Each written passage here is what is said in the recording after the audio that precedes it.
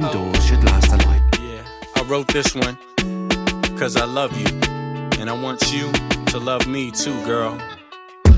I just want to love. Just love the way you love. I love the way I love. I love you. Oh, I just want to love. Just love the way you love. I love the way I love you. You my TRL, I'm looking at you. The look in my eye, you can tell that I wanna know you, better yet show you that I treat you right, this I owe ya. The feelings I feel are not obscene. It's no secret I'll go in public and scream. I'll LOV you, my baby girl. The feeling's so true, we can make our own world. We were made for each other, I feel like you love. We had a child, we be father and mother.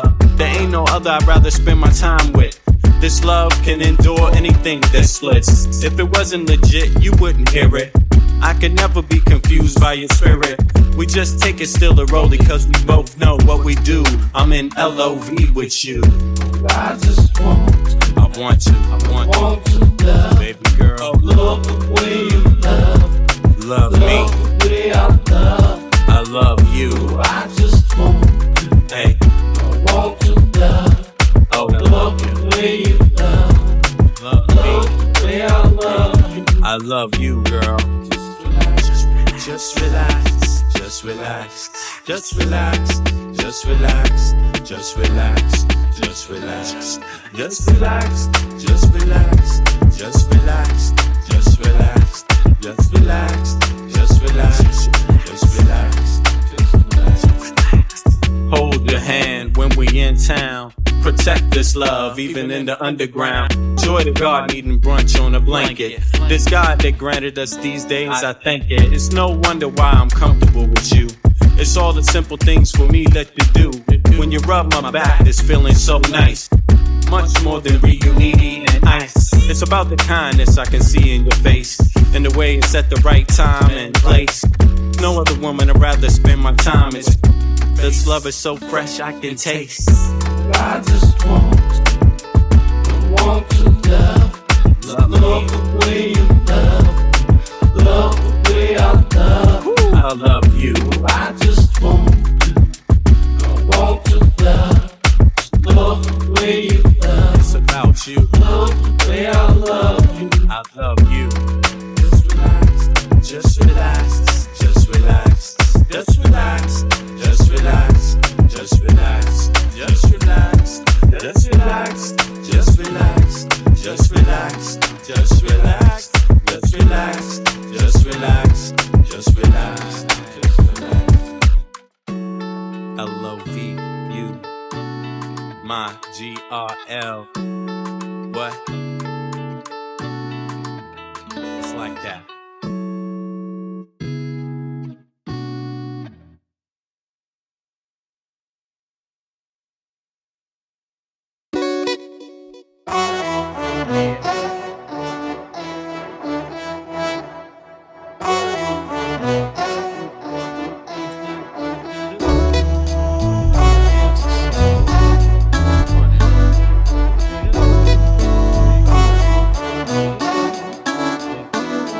Can you feel it? Nothing can save ya, cause this is the season of funky behavior. I came to relax your mind, you can recline. On what? On this here rhyme. I like the style, I'm staying for a while. It helps me show cats that I'm versatile. I'll touch your dial, turn your frown to a smile. I'll make you feel like you're having a child. So relax and open up, child. I'm about to make you walk what? Pimp style or pimped out style. You don't understand the logic. See if you don't have it all, I'll take a deposit.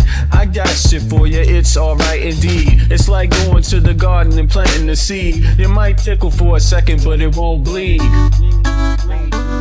So just relax, just hear the dope cry. Your mind's is real nice, everything is real fat. You don't have to do work, we do that. It's the type of place where you can wear your hat. Just relax, and just hear the dope cry. Your mind's is real nice, everything is real fat. You don't have to do work, we do that. It's the type of place where you can wear your hat. Your entertainment, at the same time, edutainment. In other words, you could call small event. What I'm saying is that I'm here at your service. It's hard work, but then again, I deserve this. I'm helping people enjoy their spare time. I'm like an instructor when I'm doing my rhyme. Relax and just hear the dope track. It's really not all that, it's not like a gag. We like that when everything is relaxed and chill. You don't have to get fucked up or take pills, cause I like being myself, it feels good. Yo, it makes my meals taste good. It makes my meals taste good. It makes my meals taste good. It makes my meals taste good. So just relax. Just real nice, everything is real bad. You don't have to do work, we do that. It's the type of place where you can wear your hat. Just relax and hear a dope track. Just real nice, everything is real bad. You don't have to do work, we do that. It's the type of place where you can wear your hat. Just relax. My mind stay that balloon, it won't inflate. Just take the buzz. Welcome back again. It is 080, what is it? 045 Central European time. And that must make it what? 2:45 Eastern Standard Time, USA. And let me know what time it is in your part of the woods, in your part of the world. I mean, and I think Pacific time, that must be 11:45, right? Something like that. What's up, Eric? What's up, Rafika? I see you. Yeah. Okay. Well, let me see. This is what your stream sounded like when I first found the stream. No camera. Yeah, I've been doing, you know what it is, Eric? And that's a great observation. I actually, you know what the difference is? Somebody asked me this question before, which streaming platform do I use? And I made a mistake when I described it. When I'm at my desktop, I use OBS, right? So I'm on the OBS system right now. So I can have the camera. It uses less bandwidth, a little, it's like when it's on my mobile, it functions differently. So I didn't used to put my camera on my mobile because it kind of have something to do with maybe the power, or it just drains something. It was draining the phone, right? So I didn't bother that way. I just used to have my picture and then proceed, right? And then on my phone, I use Prism. So people that are out there that are into new apps and like to promote new products, I would say Prism is okay for the phone. I like it better. Like, I started off streaming with using all of these other programs, right? I use a lot of programs now. But then, of course, as you go along, I just realized that I may as well use OBS when I'm on my desktop, because once you get comfortable with a lot of the functions, it's actually smooth. Some of these other, the ones that they sell you month by month, actually, they're okay when you're starting, if you want to start up. But once you get started, then you don't really need it anymore. You can kind of use the broader systems. So OBS does a lot more if you want it to, but it does the basics exactly how you set them up. And but the only thing is there's nothing pre-made. You got to make it yourself, But I run the Prism Mobile on my phone. That costs about $10 a month, something like that. But the reason why I use it is because it's like OBS on your phone. So it doesn't have all that other stuff. You know what I mean? Like sometimes you see in platforms a lot of lights and just things around the frame, or, it has some automatic functions that I don't really need. I can do them myself. But yeah, bro. So now I use the camera, and I also I think I'm good without the camera. You know what I mean? Because people, somewhat, can dig my voice in some kind of way, right? So when I don't show my face, people tend to listen a little closer. Actually, that's one thing I noticed. But just to get people to get to know me better, sometimes people want to see who's talking, like, really. And that's a big thing about the internet today. Like, what I'm going to tell you is you have to deduct some basic things about myself. I'm showing you my face. I'm telling you my thoughts, and I'm not bullshitting. You see what I'm a real person, and I mean exactly what I'm saying.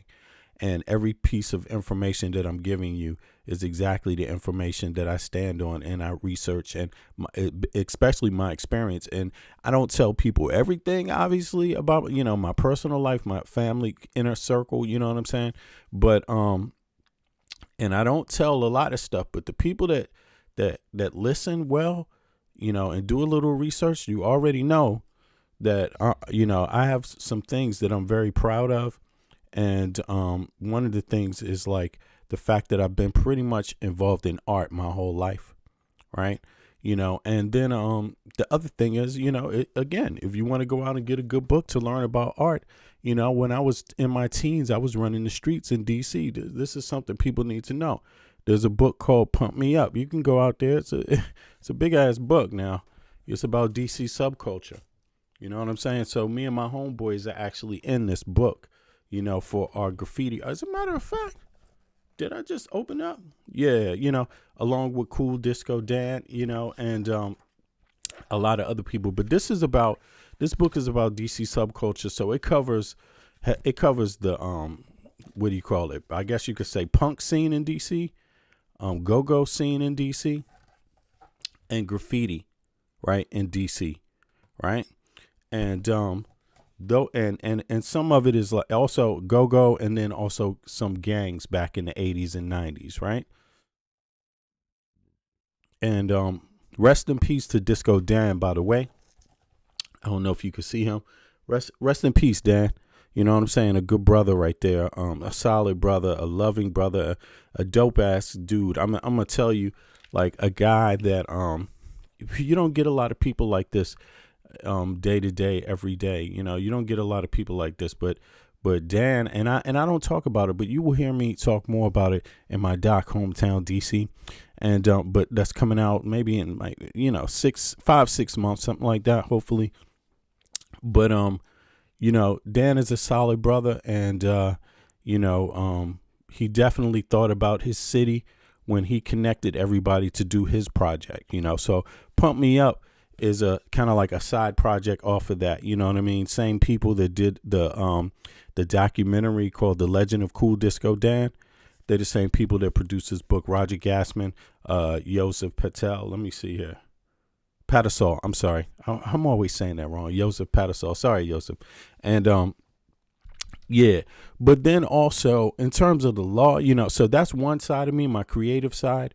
But in terms of the law, I did actually work in human rights. So I do know, and I'm not just saying that, I actually, in Europe, human rights is something that is important.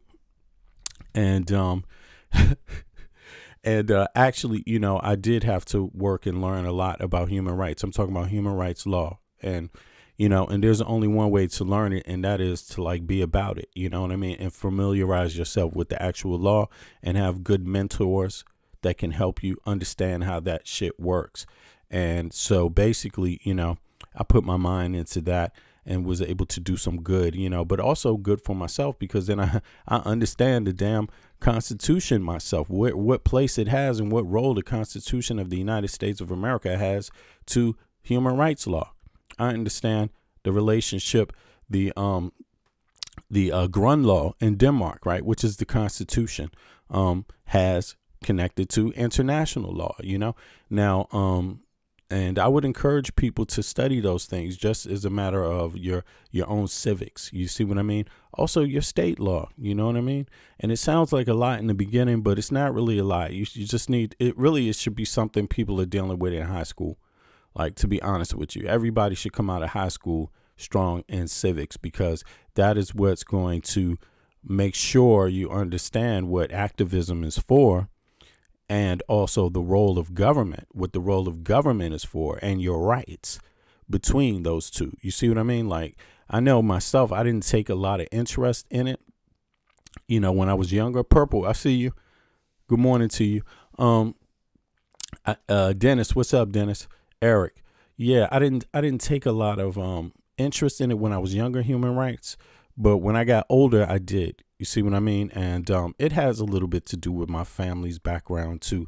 They were more into civil rights than me. I'm born in the 70s, and I was a teenager in the 80s. So, the time was coming off of the civil rights movement. So people were kind of loosening up a little bit and enjoying the fruits of the civil rights movement, right? Well, now look at that. Lo and behold, look at where things are at now. Yeah. Right now, you might want to go in and start reading that Constitution.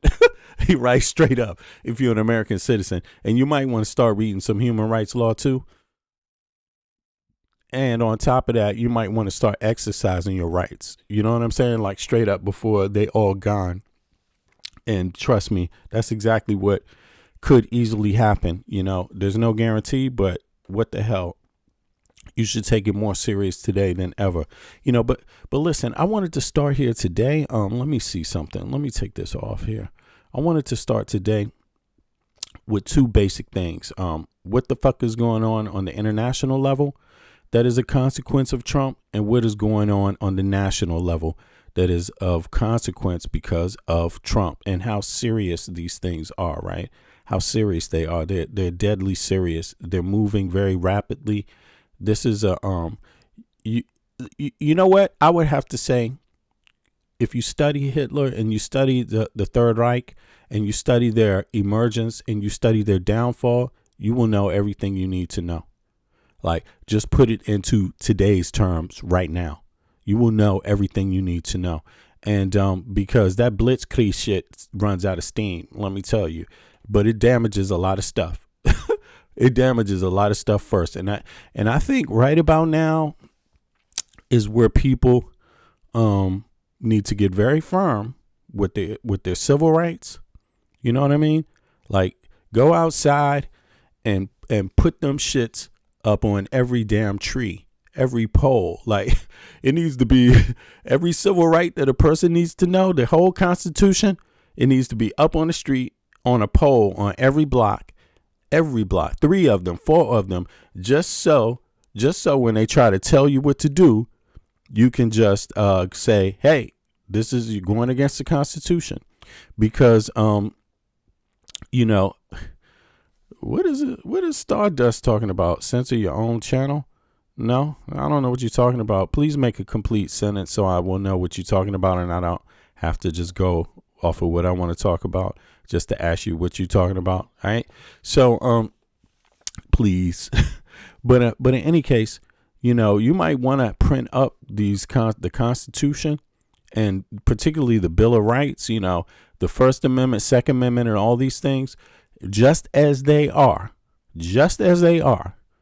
as a warning to people coming into your neighborhoods, like seriously. And that way, when one of these officers hits the ground, you see what I mean? There will be an image in history of that, you know, somebody can come along and take a picture with the damn Bill of Rights behind them. Like, seriously, people may want to, I'm not saying that you should do anything. I'm saying it looks like it's coming because when you start killing people with impunity, basically, I'm sorry, but most of the left is calm and normal, and all of us are. Me, myself, I would like to be tactical and strategic. But look, there are sick people out there, and you should understand that when people see this kind of violence, you know, it just spreads, you know, it spreads, which is why police shouldn't kill with impunity, you know, because the public has to watch it. It goes on the TV, a million, so, you know, 10, 20, you know, 50, 100 million people see it, and they learn the lesson that should be learned from it. Right. And the bottom line is that the lady, you know, and it's millions. This is a long list of innocent killings, a long list, you know. The lady that got shot, Renee Good, she had a whistle. That's what she had. You know, they had whistles, you know, and they lied about her in her car, and they used a gun, and they killed her. And she's a mother, and she's in her town. They don't even come from that town, and they come there to judge people, and they come to judge like Judge Dredd. Like, straight up, like, if you don't do what I'm saying, I'm going to kill you. I'm going to kill you is the answer to every damn thing. You see what I mean? And if you have to walk a tightrope, every time they come in your life, you have to know that you could die right there. That's what they're presenting. So that's a particular point in history, in American history. And my advice to people is, like, start printing up the Bill of Rights and the you know, First, Second, and Third Amendment everywhere on your block, just everywhere. That should be the new graffiti art. You know what I mean? Like, that should be everywhere on the street. So when they stop their trucks, They have to stop their truck on a street that is spray painted with the Bill of Rights.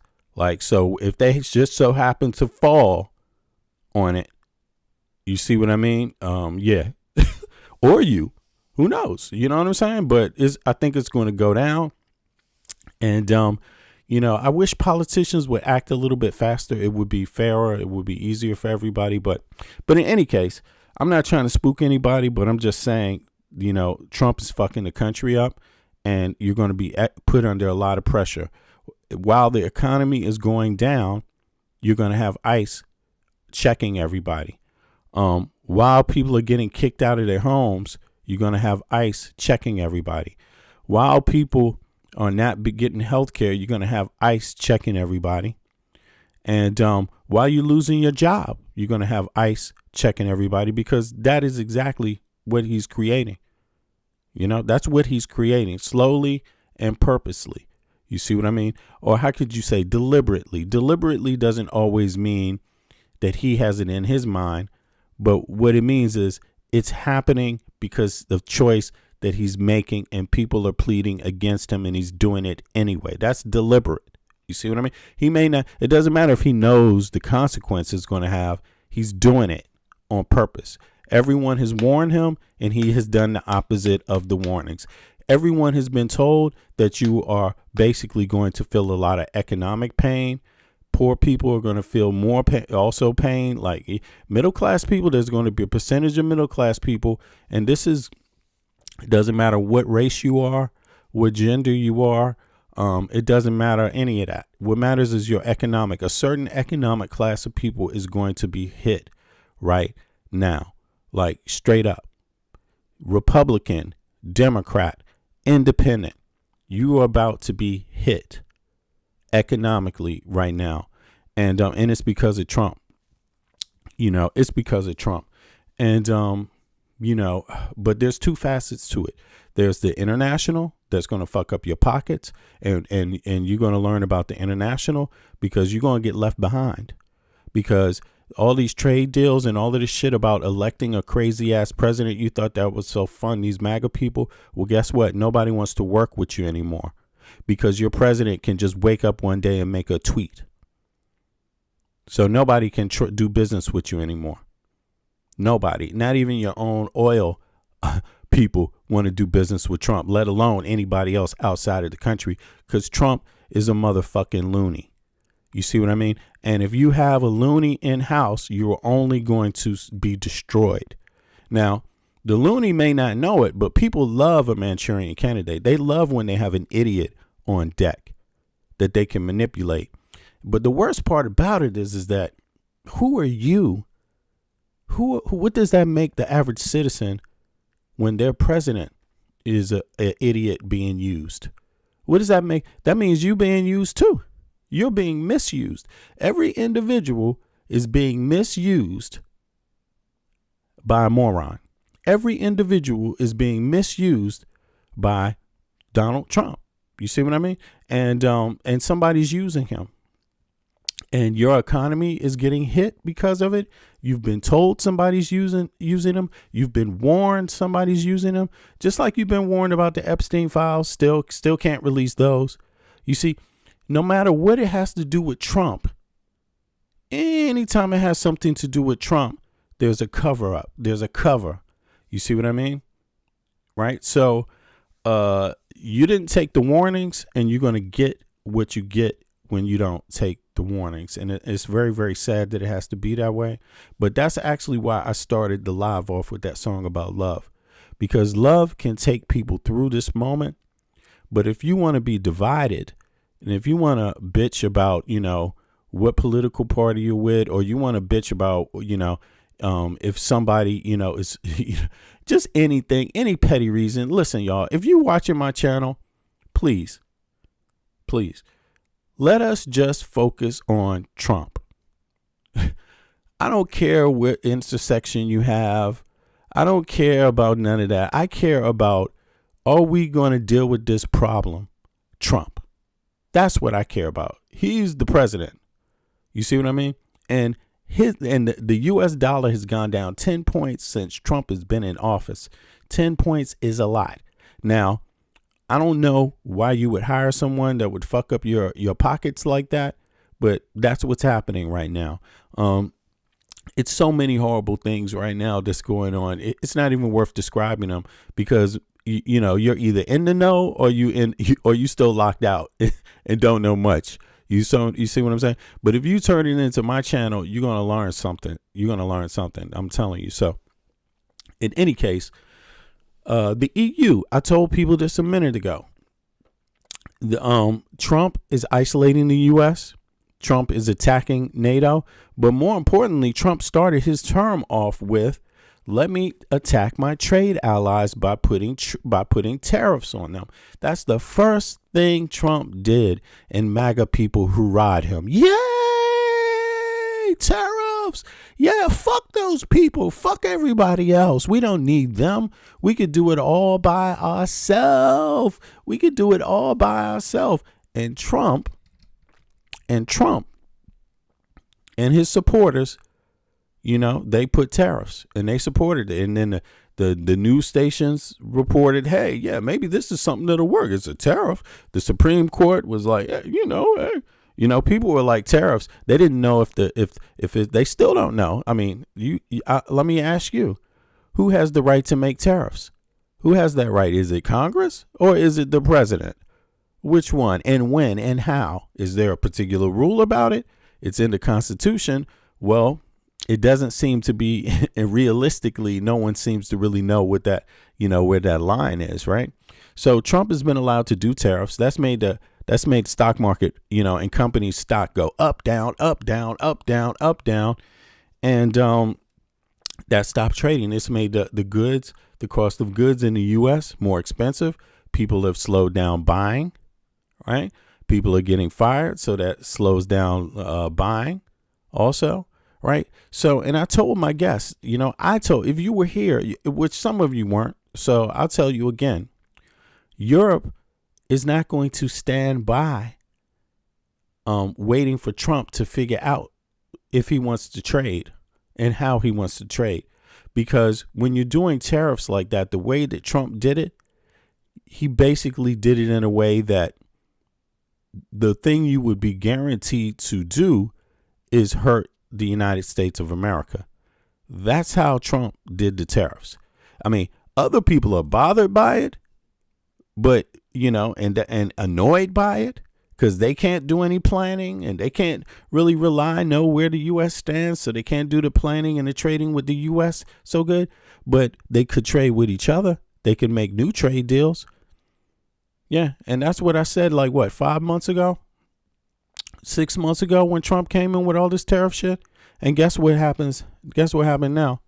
I mean, right about now is basically they made their deal. It's 6 months later, and they have made their deal. They figured out what they want to do, and it's so sad, but people have to live with this now because it is what it is. Hold on. What is that? Did I do that right? Oh, 2 seconds. I see I have the wrong one.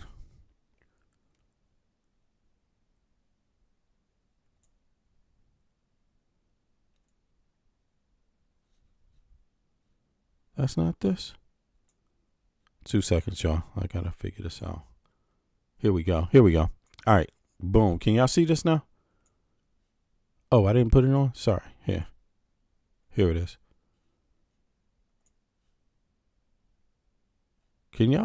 You all can't see this? What am I doing?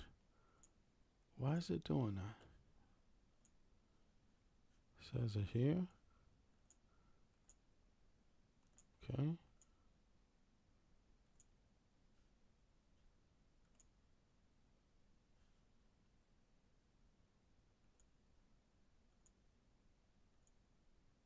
Here we go. Sorry, it's me, y'all. I'm sorry about that. I confused myself, actually. I think we good now. Okay. So, here we go. Now, okay. This is a little big, too. Let me make this smaller so everybody can see this. The EU has made a huge trade deal. In that time, while Trump was running people around in circles and making Americans wonder if they're going to get if they're going to get health care or not, while he was keeping the American people busy, right? And keeping other people busy, I guess, but one group of people he didn't keep too busy were actually the Europeans, because rather than wait for Donald Trump to figure something out about his trade, what they actually did was make their own trade deal with South America, right? And this is, it says here, EU states back record South American trade accord after 25 years. And this is exactly what I said they were going to do 6 months ago. And the threats, listen, you got to understand one thing. Location matters about when you're talking about what's going to happen. Location matters. And the EU sits on the Atlantic Ocean. So anytime you could trade with people most closest to you and most reliable, but distance matters when you're talking about prices. And this is trade going both ways. This is EU selling South America products, their products, and South America selling EU their products. So if you just go into it and you figure out what they both make, and you figure out what that trade is all about. But in any case, it's likely that some of that trade is going to have something to do with selling weapons too.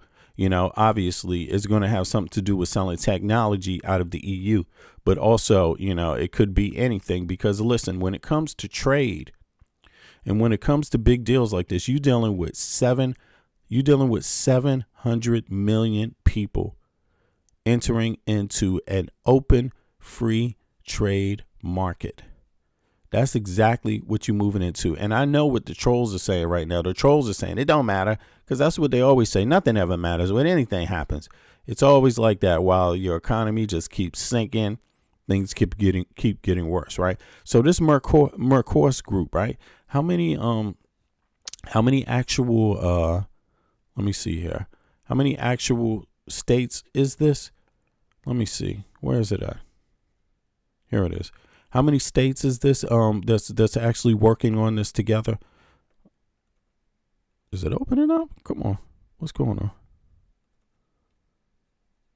Hold on. I don't see what the issue is. Is it this?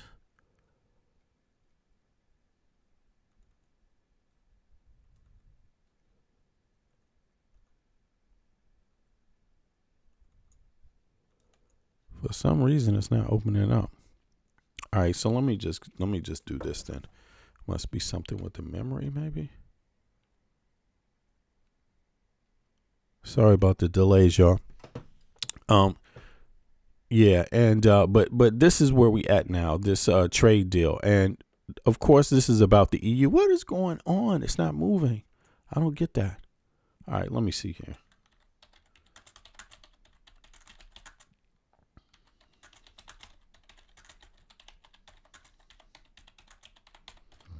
Yeah, let me see. Let me pull the information up again. For some reason, it's operating slow.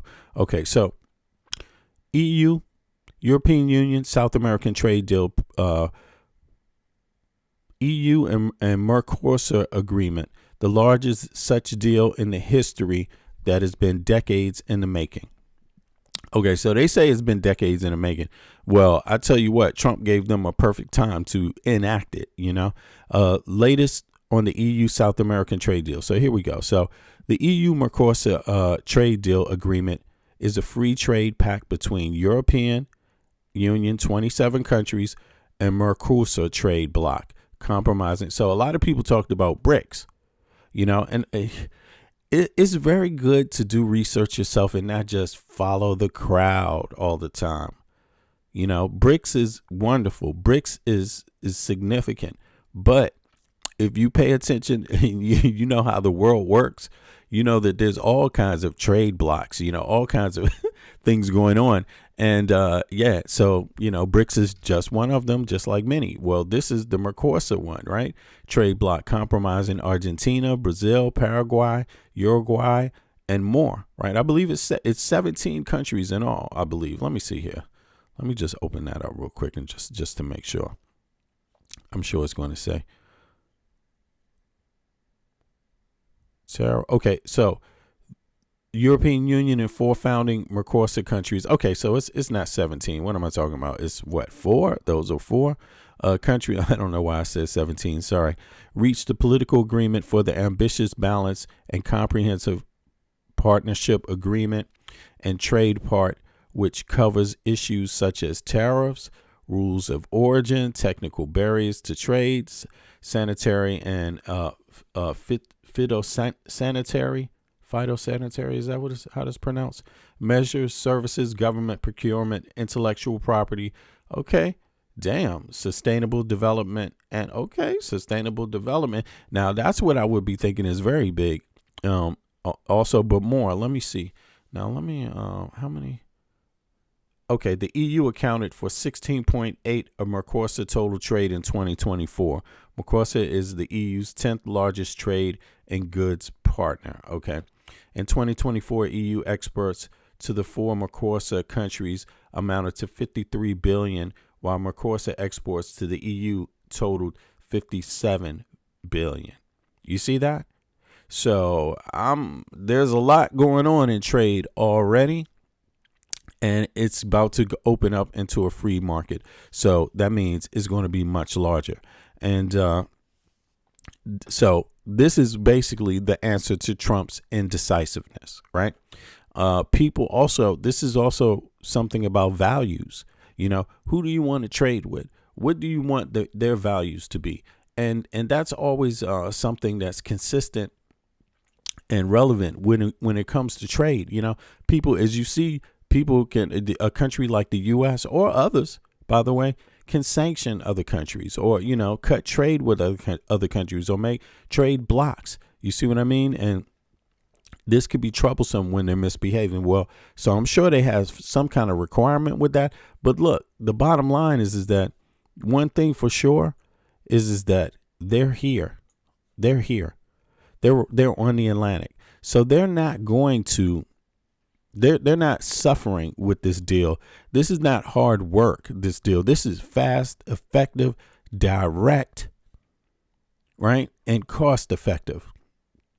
South America has, you know, hella biodiversity and hella natural resources and hella vegetable and fruits and vegetable, you know, exports too.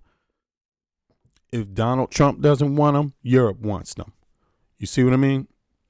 That's what's going on right now. And if MAGA people don't want them, hey, other folks do. And that's what you see right now. And that's going to have a big effect because, you know, essentially Trump was hoping that he could just be a block to trade, you know, apparently being indecisive about trade, you know, making new deals by executive branch, not comprehensive deals, just flinging the wrist, just like he's doing right now, by the way. So you have that on the front now. Yeah, that's not looking good. But then on the flip side, right? On the flip side, you know, there's more to this. On an international tip, you know that Trump, right, for some reason wants to acquire Greenland. And I've been saying this for a minute too. The reason why Trump wants Greenland has something to do with Putin. It is convenient to Putin that that NATO or the EU, if not NATO, right? Because NATO, what is that now, right? That's one thing. He accomplished that, breaking up NATO, even though it's in name working. You know, you have a member that just won't get the fuck out of there. They're staying there as a roadblock, and that's Trump attacking other NATO nations. I mean, that's once you announce an attack, it may as well be over. It may as well be over effectively, right? Once you verbalize it openly, everybody heard the message. So people begin to prepare. You see what I mean? So Trump wants Greenland, right? That means, in effect, that because the biggest issue for Putin is Ukraine right now, right? The EU has been supporting Ukraine. You just look in the opposite direction, and that's basically Greenland. You know, so that in terms of logistics, that spreads out Europe. Now, it's not that big of a jump now. Don't get me wrong, because it's just next to Europe. It's just next to the EU. So it's not really that big of a jump, but it's across the ocean.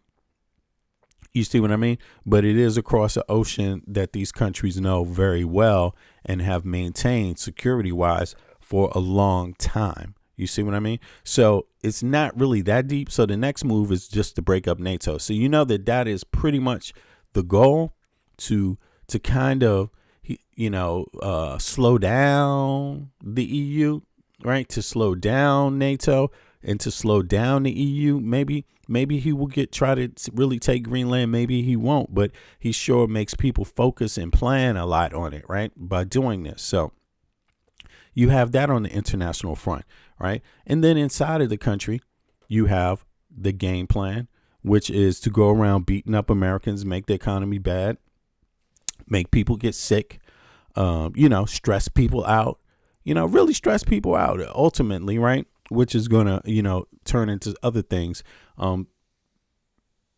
It's all very deliberate and it's all very complete. But I was really shocked by watching IHIP, right? And these ladies, they do a podcast, a really great podcast. But I have to say, the one that they did about Putin, this is exactly what I've been saying about Greenland, about Putin. Listen, you have to understand, anybody, it is more likely than anything else. Everything that Trump is doing is because of Putin. You have to understand that, especially the foreign policy. But in some way, even if it's not directly because of Putin, it's indirectly because of Putin. But everything Putin would want, he's getting right now from Trump. The Venezuela deal. I said this also. It's very funny. He left in Putin. When you look at who he left in power, he left in Putin's people in power. Essentially, that's what he did. He didn't remove the people that are used to communicating with Putin. He left them there. You see, so it wasn't a regime change, right? In that sense, he didn't install or didn't make negotiations to get the elected officials in power. He dropped them. He said they weren't good enough, essentially, right? Who would want that? You see what I mean? So who would benefit from the same government being in power that negotiated all the weapons with Putin, all the other things and deals they have with Putin, the oil with Putin? Who would benefit from that? Putin, of course. You see what I mean? But of course, there's going to be people that don't still just have a hard time believing that. Then you tell them that, he's been in Russia and he's had these beauty pageants, just like the same business he was doing with, Epstein, basically had going on there in Russia. So one could easily deduct that he's been compromised, essentially, But I thought it's interesting because when I say it, obviously, I'm just a small time podcaster. So a lot of people may not get it. They may not, they may not understand it, or they may doubt it because it comes from a certain kind of person. But just understand this. Everything that they're about to tell you, I've already been saying this, and lately, and I keep saying that things that I've been saying, all of a sudden, maybe weeks later, become exactly what is being said in other broader, bigger, larger podcasts. And I'm not saying that they shouldn't say that, but what I'm saying, or they shouldn't say the same things, right? Or I'm not saying that's a problem, but what I mean is like, how can I say this? I guess when you're doing news, we all got to kind of pick the news that we're covering. And so I tend to pick the geopolitical because I'm outside of the U.S., but because I'm an American citizen, I'm also strongly concerned about what's going on in the U.S. I'm actually following it. So having said all that, let's check out IHIP real quick. And so you could see exactly what I was trying to say about what they were doing here. Let me see. Can I get that over here? Here we go. Where are they at? Oh, right. Here we go. Now check this out. Is it coming up? Boom. Here we go. So many exhausting, alarming, and abusive things happening in the United States of America right now. We have the poor woman that was executed by ICE. We have the Jeffrey Epstein files that seem to be buried in the news cycle because Trump unilaterally invaded Venezuela and kidnapped and abducted their leader. He did this under the guise that we're going to... This is so funny. this whole time I've been talking to you, I haven't been looking at the chat. And then I just finally look back at the chat and I see somebody write the message. No, we don't understand what you're saying. I think that's okay, Pete. That's okay, Pops. No worries. Don't worry about that. You take your time. You don't have to understand it. I just thought that was so funny because I don't actually always follow the chat.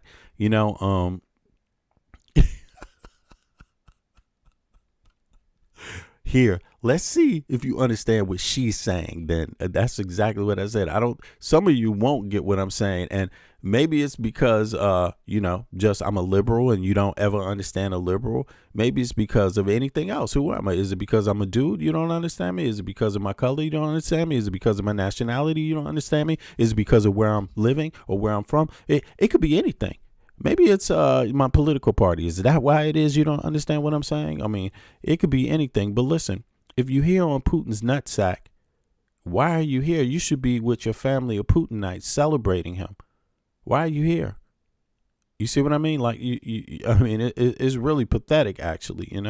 It's pathetic. We're going to take their oil and we're going to make so much money. And I saw these reports like Wall Street's going in and the United States of America is going to be so rich from this oil, because that's something that to a part of the electorate in the United States, they will justify any human rights violation if it's for money. A cancer in the United States, particularly in the Republican Party, and especially in the MAGA sect of the Republican Party, is that they value money and profits over human lives. Well, this headline is rather interesting. The oil executives are rebuking President Trump's claims. Newswire is reporting that this is exactly what, I even expected this. This is what I was saying the other day. Do you really think people are going to go back in Venezuela just like that? Because all of a sudden, the way that Trump goes about it is, do you think that's how you get people's confidence? Doing things the way Trump did it? What Trump did, if anything, would take away the legitimacy of it. So why would you play along with it? It doesn't even matter. It's crazy. You know what I'm saying? Yeah. No worries. I had to put the chat, because these people don't want to even subscribe. It's like, how petty are you, man? Like, lighten up a little bit. Just because someone doesn't agree with you doesn't mean you can't subscribe. And it's crazy. But in any case, here, let's check it out. U.S. oil executive on Venezuela said no one wants to go in there. The more you find out about what Trump was offering, it's exactly what I was saying. Trump wants the American taxpayer to pay for the oil. First of all, you paid by sending the military down there. The military is 100% paid for by the American taxpayer.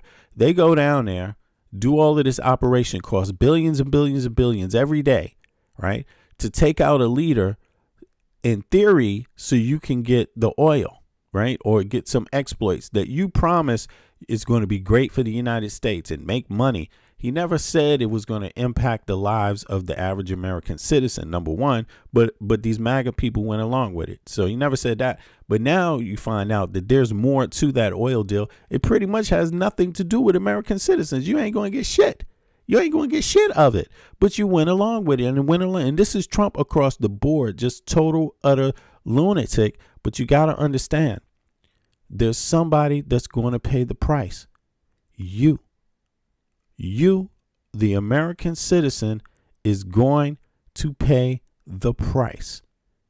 And if you still haven't figured it out, something is very wrong with you. You are either not paying attention or you are slow. Like, straight up. It's a warning going out to you. It's a warning now.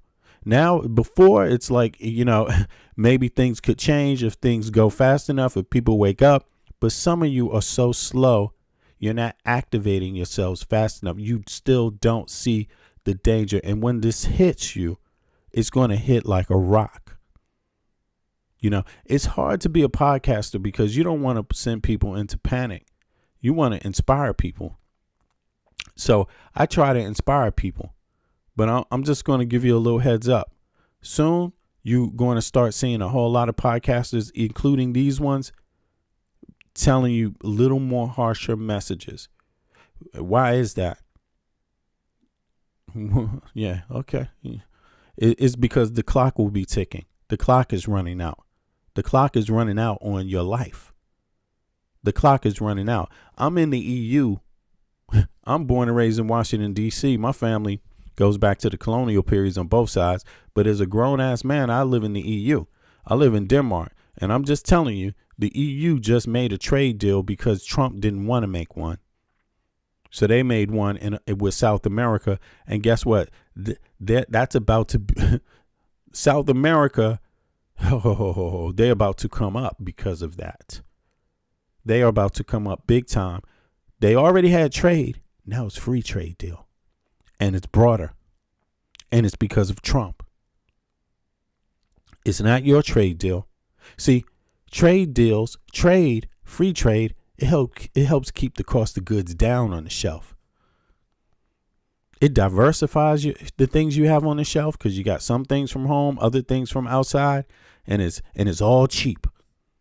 You're maximizing your potential. Your shelves are going to look totally different in the U.S. because no one is maximizing the potential. Trump is doing the exact opposite.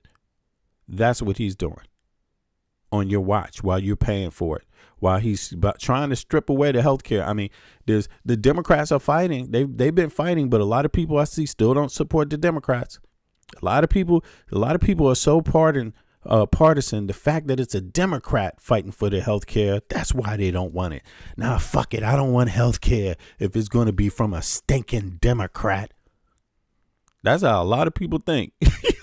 A lot of people in the U.S. think that way. If it's from a stinking Democrat, I don't want it. If it's from a faggot, I won't take it, the health care. If it's from a feminist, I don't want that feminist health care. I don't want that blackie health care. I don't want... That's what people think. A lot of people think that, yo. This is the crazy part. This is where the lack of education comes in. How easily you can... Look, if Trump... It's one thing for Trump to be played, and he is. It's another thing for you to be played. Also, that makes you slow too. What the fuck? You follow a slow-ass leader. And I'm pretty sure I'm only laughing about it right now because I'm living in the EU, man, and these motherfuckers want shit to work here. You live in the US and they don't want shit to work there. Okay? So I know why I'm laughing, because if I was worried about my motherfucking job tomorrow, I'd probably be stressed. If I was worried about my pension, I would be stressed every motherfucking day. If I lose my job, I mean, worst come to worst, I got 2 years. Worst come to worst. Luckily, I'm an intelligent individual that speaks the language here, and also I'm just smart. I can not only speak the language, I can read it. so I can pick up a book and read. You know what I mean? And it's like I'm capable of learning anything. My reading comprehension is high. It's off the Richter scale. You know, I may speak and have a funny vernacular, but don't sleep. This brother is a reading motherfucker right here you dealing with. You see what I'm saying? And on top of it, I'm not in bad physical shape at all. You see what I mean? So, I'm capable of a whole lot and show that all the goddamn time. You see what I'm saying?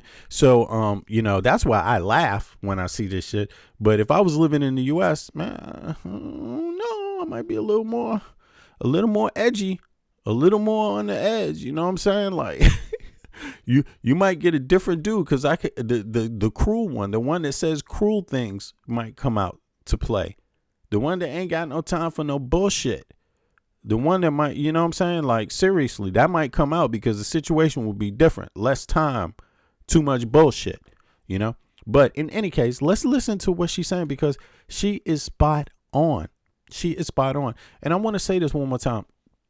For the folks that come here, let's try to focus on politics and on Trump, something very specific, good or bad.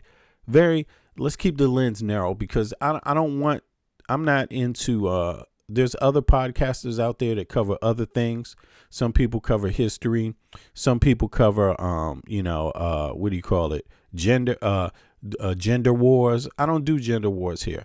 Some people do culture war. I don't do culture war here. So I just want to say that as a reminder to people so that they, remember that's not what I'm here to do. I know exactly why I'm here. I know exactly what my purpose is. You see what I mean? And it's dealing with this situation that is very real with my people in the United States of America. You see what I'm saying? Like, yeah. And I know that's my purpose. You know what I'm saying? I know it aligns with the stars, the universe. You see what I mean? Like, I'm definitely made to be a person telling you this right now. Like, I'm just telling you, it's not for everybody, but I know, trust me, you're going to find out. Now, let's hear some more IHIP here. Let's just let her play. A random fucking tweet can change the entire foreign policy of the country. When I saw this, you guys, I thought, okay, this is really interesting. I found this to be incredibly revealing because a lot of people in Europe during the presidential campaign had said, we can't do deals with the United States of America because if Trump gets in, or if Wisconsin votes a certain way and Trump gets in, he can change the entire foreign policy with one tweet. So this is what's so interesting about what's happening. We have the ruling oligarchs who see Trump for exactly what he is, an unstable, erratic, impulsive, mad king with dementia and a social media addiction. And so they're not going to go into Venezuela. And it's interesting because I also read an article that said there are some like lower opportunistic, not so established oil companies that are chomping at the bit to go into Venezuela, but the ones that the Trump administration wants, very established oil and gas companies, they're the ones who are saying this. They want nothing to do with this. So this narrative as to why he went to Venezuela, and it's the first time that neocons have ever actually said, yeah, we're going to get the oil. So they said it honestly, but even the people for whom— For people that don't know, everything she is saying, it's the breaking news. This is breaking news. Like, if you are so naive to not know where she's getting this information from, then you don't read the newspapers. Basically, you have no research skills, because this is breaking news everywhere. But the reason why I played it is because she put together a certain set of things that she tied together so succinctly here that I'm suggesting you listen to. Now, if you're one of the people that don't value it all off of the top, and then why are you here? Like, go to a place where you get the information you need and you think is valid. Don't waste your time here with me. You see what I'm saying?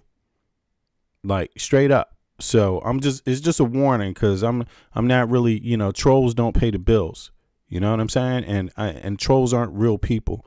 So they're going to get the oil are saying, we don't want any part of this. And there's also been some reporting from Kanks himself that he is going to manage the money himself. That the money from the oil would be managed by me, he said in the Truth Social post. So you see that? It's in a Truth Social post, and it is. I checked it out already. He said he's going to manage the money from the Venezuelan oil. This is what he proposed. Where's these goddamn oil dudes? I have the meeting up here with Trump. I'm gonna play a little bit of it, but he this is what this meeting was about. You see what I mean? And his whole idea was so stupid. Now, so you have to understand, he sent all this military in. He wasted all your tax dollars, and he wasted your time. And this is exactly what he's doing with every single thing he has his hands on in the United States of America. The man is an utter buffoon. He either is a complete utter fool, or he is purposely trying to dry up the country while you suffer through it for someone else, like straight up. And then there's been very established reporting that this money is going to go to offshore accounts. So who's the oil for if it's not for the American oil company? The money's going to go to offshore accounts. Offshore accounts. This is what Trump says. This is Trump's plan. Offshore accounts. Companies. It's for him. And so before they went in, the companies are supposed to not send the money. The companies are supposed to send the money to him.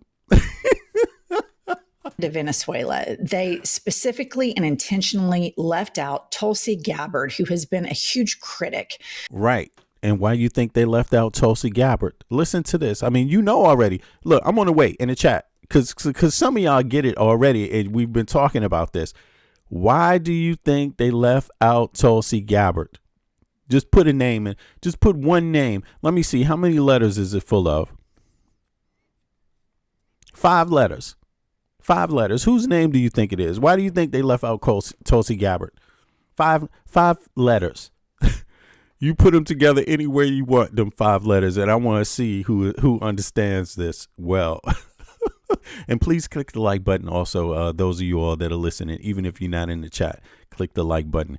Yo, what's the 5 letters? Put the 5 letters up there. I'm waiting. What's up, Dennis? Who? Oh yeah. Well, no, man. That's he. Listen. That's a funny guess, but it's not Trump. It's another 5 letters. Okay, why do you think Tulsi Gabbard wasn't there? Of course, Trump is the president and didn't want her there, but why do you think he didn't want her there? It's 5 letters. I should have said that better. Exactly. He didn't. You see, so there's something going on here. But what you have to understand is that this is all about Trump and some deal that he has, something he has going on. And I'm gonna tell you, it could be likely that he's trying to, I mean, what does a person do that's always about themselves? They always find a way to make everything about themselves, even no matter who they're dealing with. And in this case, it would be Trump, no matter, even if he's dealing with Putin, there could always be some spin on it. You see what I mean? Something for Trump, a little extra, but that's what I believe it is too. And guess what? Guess who else believes it's because of Putin? Of invading Venezuela for a very, very, very long time. And she is the head of DNI and the director of national intelligence. And people within the Trump administration started nicknaming her "Do Not Invite." And so the Wall Street Journal has reported the following: breaking. Do not invite. Do not invite. Like straight up. They kept her out of the loop. What does that tell you? Top U.S. intelligence officer Tulsi Gabbard was excluded from Venezuela plans just before the mission. She was on a beach in Hawaii, unaware of the details. And this is where I want to remind you guys of something I reported on a few days ago, but I think it's important to bring up again.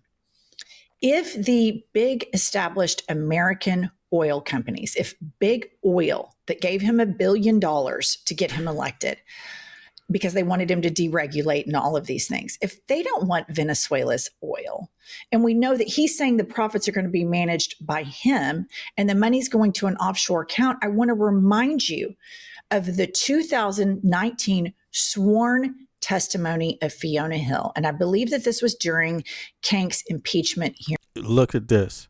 Look at this. I got to blow this up. I'm just telling y'all, look, I'm just telling you, I've been saying this shit for some time now, and I know a lot of you get it. Don't get me wrong, but it's a lot of people that wasn't with me 6-7 months ago, 8 months ago. I would say, a year ago, I was just getting started. So now there's different people, there's newer people, but I was saying this back then, and some of the people I was saying it to, they just could they could understand. Some totally got it, but then some totally couldn't get it. It's not that they doubted me, it's just that they couldn't really, the pieces couldn't fall together clearly in their head. But here it is again for those people. Here it is again. This shit is going to keep coming up because it is a factor in your life, and you have to understand, like, this, if you don't solve this problem with this Epstein shit and Putin, and Trump, these could be the same. These are all part of the same problem. If you don't get rid of this, you're going to have problems for a very long time. Listen, just try to understand me. It doesn't feel that bad when you make a penny less every day. Every day you just make a penny less. It doesn't really feel bad. It doesn't shock the system. But let's say it's $1. It doesn't feel bad when you earn $1 less every day, right? But after a certain amount of time, you're going to notice, damn, wait a second, like the money is not going around. No matter how much I work, the money's getting less. Things are getting more expensive. Then you're going to burn out your credit cards if you haven't. And then because this guy is not doing anything about anything else, then the economy is going to bust. You see what I'm saying? Like, don't sleep on Elon Musk.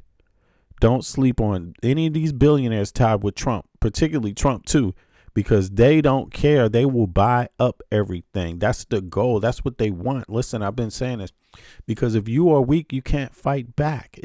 There's a clock that is ticking. If your idea is fighting back, you better understand the clock is ticking right now. Like, put pressure on your governors, no matter if you're a Republican, on your senators, and congressmen, and your governors, no matter if you are a Republican, a Democrat, an independent, any citizen, you need to wake up and put pressure on your government right now because, see, the EU can make its own course. It can stand up for itself. The other NATO nations, they're strong enough. They can stand up for themselves. Don't believe Trump, right? And don't believe people that think the U.S. could do it all alone. No, the U.S. cannot do it all alone. But even though it has the strongest, the math is not there. 300 million people. The EU has 450 million people. Largest economy, the U.S., but the economy is like this. It's very high, but it's thin. It doesn't spread out. The EU's economy spreads out. It's covering more people. It's circulating in more people's hands. Therefore, it's more stable. It's a stabilizing factor to the economy. The U.S.'s economy is more volatile. You see what I mean? Because it's thin. It's tall, meaning all the oligarchs getting money. They're getting more money than anybody else. The GDP is the highest on earth. But it doesn't spread. That high GDP and wealth doesn't spread out to the masses of people. So it is what? Fragile in that sense. It is. Now, but let me just hear. Can you guys watch this? Listen to what she's saying here. Hearings. And her sworn testimony is, and the Russians at this particular juncture were signaling very strongly. Let me bring it back a little. Here we go. Because they wanted him to deregulate and all of these things. If they don't want Venezuela's oil, and we know that he's saying the profits are going to be managed by him and the money's going to an offshore account, I want to remind you of the 2019 sworn testimony of Fiona Hill. And I believe that this was during Kank's impeachment hearings. And her sworn you all remember her, Fiona Hill? Testimony is, and the Russians at this particular juncture were signaling very strongly that they wanted to somehow make a very strange swap arrangement between Venezuela and Ukraine. If we were going to exert some semblance of the... You see this? This was written back. This was said by this lady back then. And I said this the other day on my program. I said it. Everybody heard me say it. I said, whatever's going down in Venezuela, it's some mysterious shit because just the way that it plays out. How did they go in there that fast and leave that fast with Maduro? Because it was already set up that way. You see what I mean? Trump said when if you follow the trail, Trump before just before this happened, the news media asked him, "Did you talk to Putin?"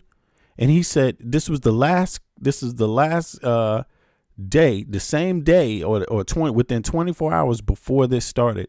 He said he talked to Putin. Trump said he had talked to Putin, and the media asked him, "What did he talk about?" And he said, he talked about all kinds of stuff. But then he said, the media asked him, did Venezuela come up? And he said, no. Right there, you know that's bullshit. Because obviously Putin is getting a lot of oil. He's selling them a lot of weapons. He have a relationship with them that is somewhat significant, right? But his rhetoric too is big. His rhetoric was like, this is a red line. If you do this, Putin's always talking that shit, always let people down though. And I said that too. But the thing is that Putin is the same regime that was working with Putin is in power right now. They never left. Then Trump's not even trying to take them out. So that's another mysterious thing, right? But so now listen to this. Now you know why. Sworn testimony of Fiona Hill. And I believe that this was during Kank's impeachment hearings. And somebody said, who is this? Yeah. Okay. That's a good. I'm sorry about that. This is the I've Had It podcast, right? So let me drop the can I see the what is their ticker here? Can I see that ticker? Let me drop it in the chat if I can get it. iHip News, and it's the I've Had It podcast. Can I do it like this? Let me just write it in here. Here we go. Can y'all see this? Here we go. Can y'all see this now? Right. They do some excellent critical analysis on politics daily, by the way.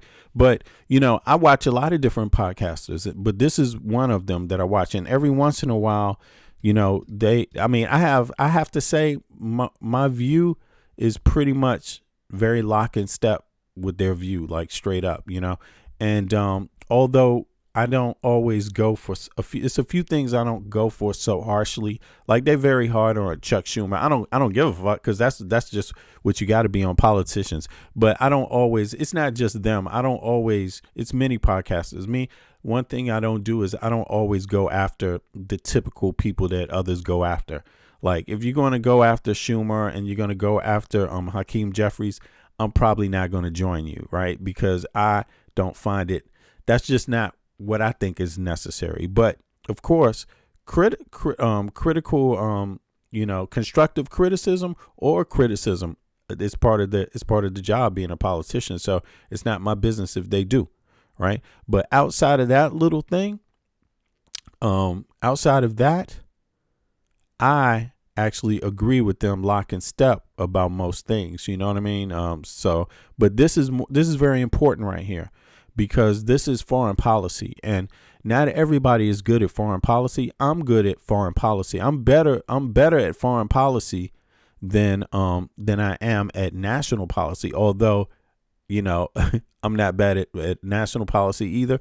But also there's something different that I do. You have to have different characters. I'm a character that's relatable to certain kind of people, down to earth people that likely don't follow politics every single goddamn day the last 10 years of their life or 20 years of their life, but they're concerned now. You see what I mean? And want to have people to relate to that can kind of explain things in a slightly different way. This is, of course, they doing a how can I say this? They're part of the Midas Touch Network also, and they're great journalists also, and most of them are lawyers and things like that too. So they have those strengths. I'm not a lawyer, and I'm also not a technically trained journalist. You see what I'm saying? So in that sense, it's different, right? So I can kind of help bridge to another audience the same information. But let's continue here. There we go. Let's listen to the whole thing. It's very deep.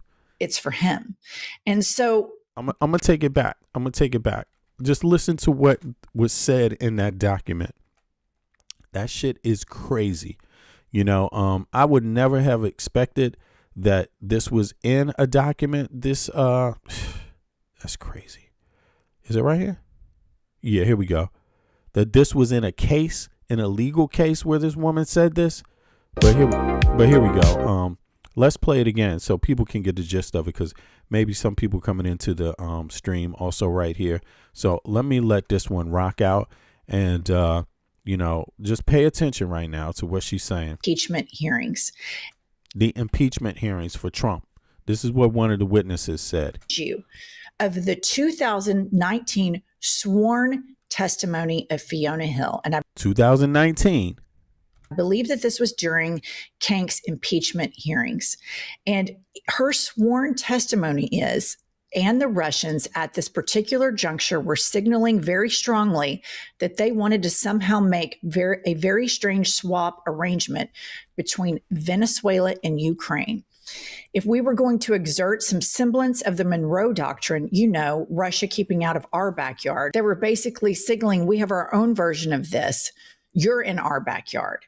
So Dave Troy over at his website. Oh, Gold Dust, you followed them. Yeah, great. Everybody should follow them, no doubt. I mean, seriously, they're serious. They're serious. Right, Kylie, pop this up. Dave Troy has investigated this, and I encourage you to go to his news site, America2.news, and go to his Twitter feed. Our investigation finds that Trump's actions in Venezuela and Greenland are a product of a long-running Russian influence campaign that began during his first term. Now, read and share the complete report, and I encourage all of you to go read the report. Now, I've never read this report. I don't know who this dude is. But all I know is that this is exactly what I've been saying. This is exactly what I've been saying, because I can put the pieces together myself. You see, but now this is qualifying information for me, because I'm like, damn, this is what they were thinking too. I mean, so people need to understand, like, listen, you have to stop giving Trump the benefit of the doubt, because this man is going to run your life into the goddamn ground. And listen, this is real. This was an attack on the EU. This was an attack on the U.S. And listen, American citizens, you fell for the attack. The EU did not fall for the attack. They did not fall. They recognized the threat. And I've been saying this so many times. And you need to listen. Just listen to the key words. They used freedom of speech to attack people. They used disinformation and then protect disinformation under freedom of speech. They use hate speech and hide it under freedom of speech. So that's their little area of attack. And then they juice up the algorithm and they start political wars. Look, Elon Musk is going after Britain right now, even stronger than a couple of months ago. Now he's telling people it's the last chance you'll have.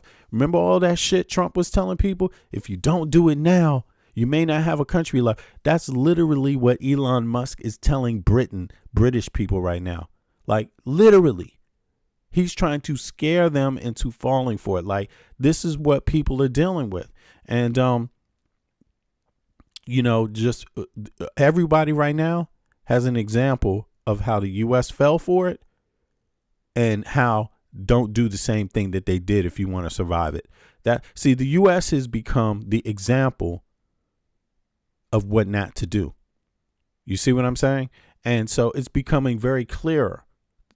And people know what's going on. Listen, American citizens need to know this is already out there. Like, what Trump is going to do is already out there. It's already been written. He is committed to it. He is going to try to do it. And every day that the Congress and the Senate are going along with it, they are committing treason. Like, straight up. Like, I mean, what would be, how could I say this? If it's not treason, it just looks like it. Maybe it's not treason. Maybe it just looks like it. Yeah, that's a better way to say it. Who am I? I'm not an expert. Who am I? It just looks like treason. What the hell do I know? You know what I'm saying? I'm sure they all going in there doing their honest best every single day of the week.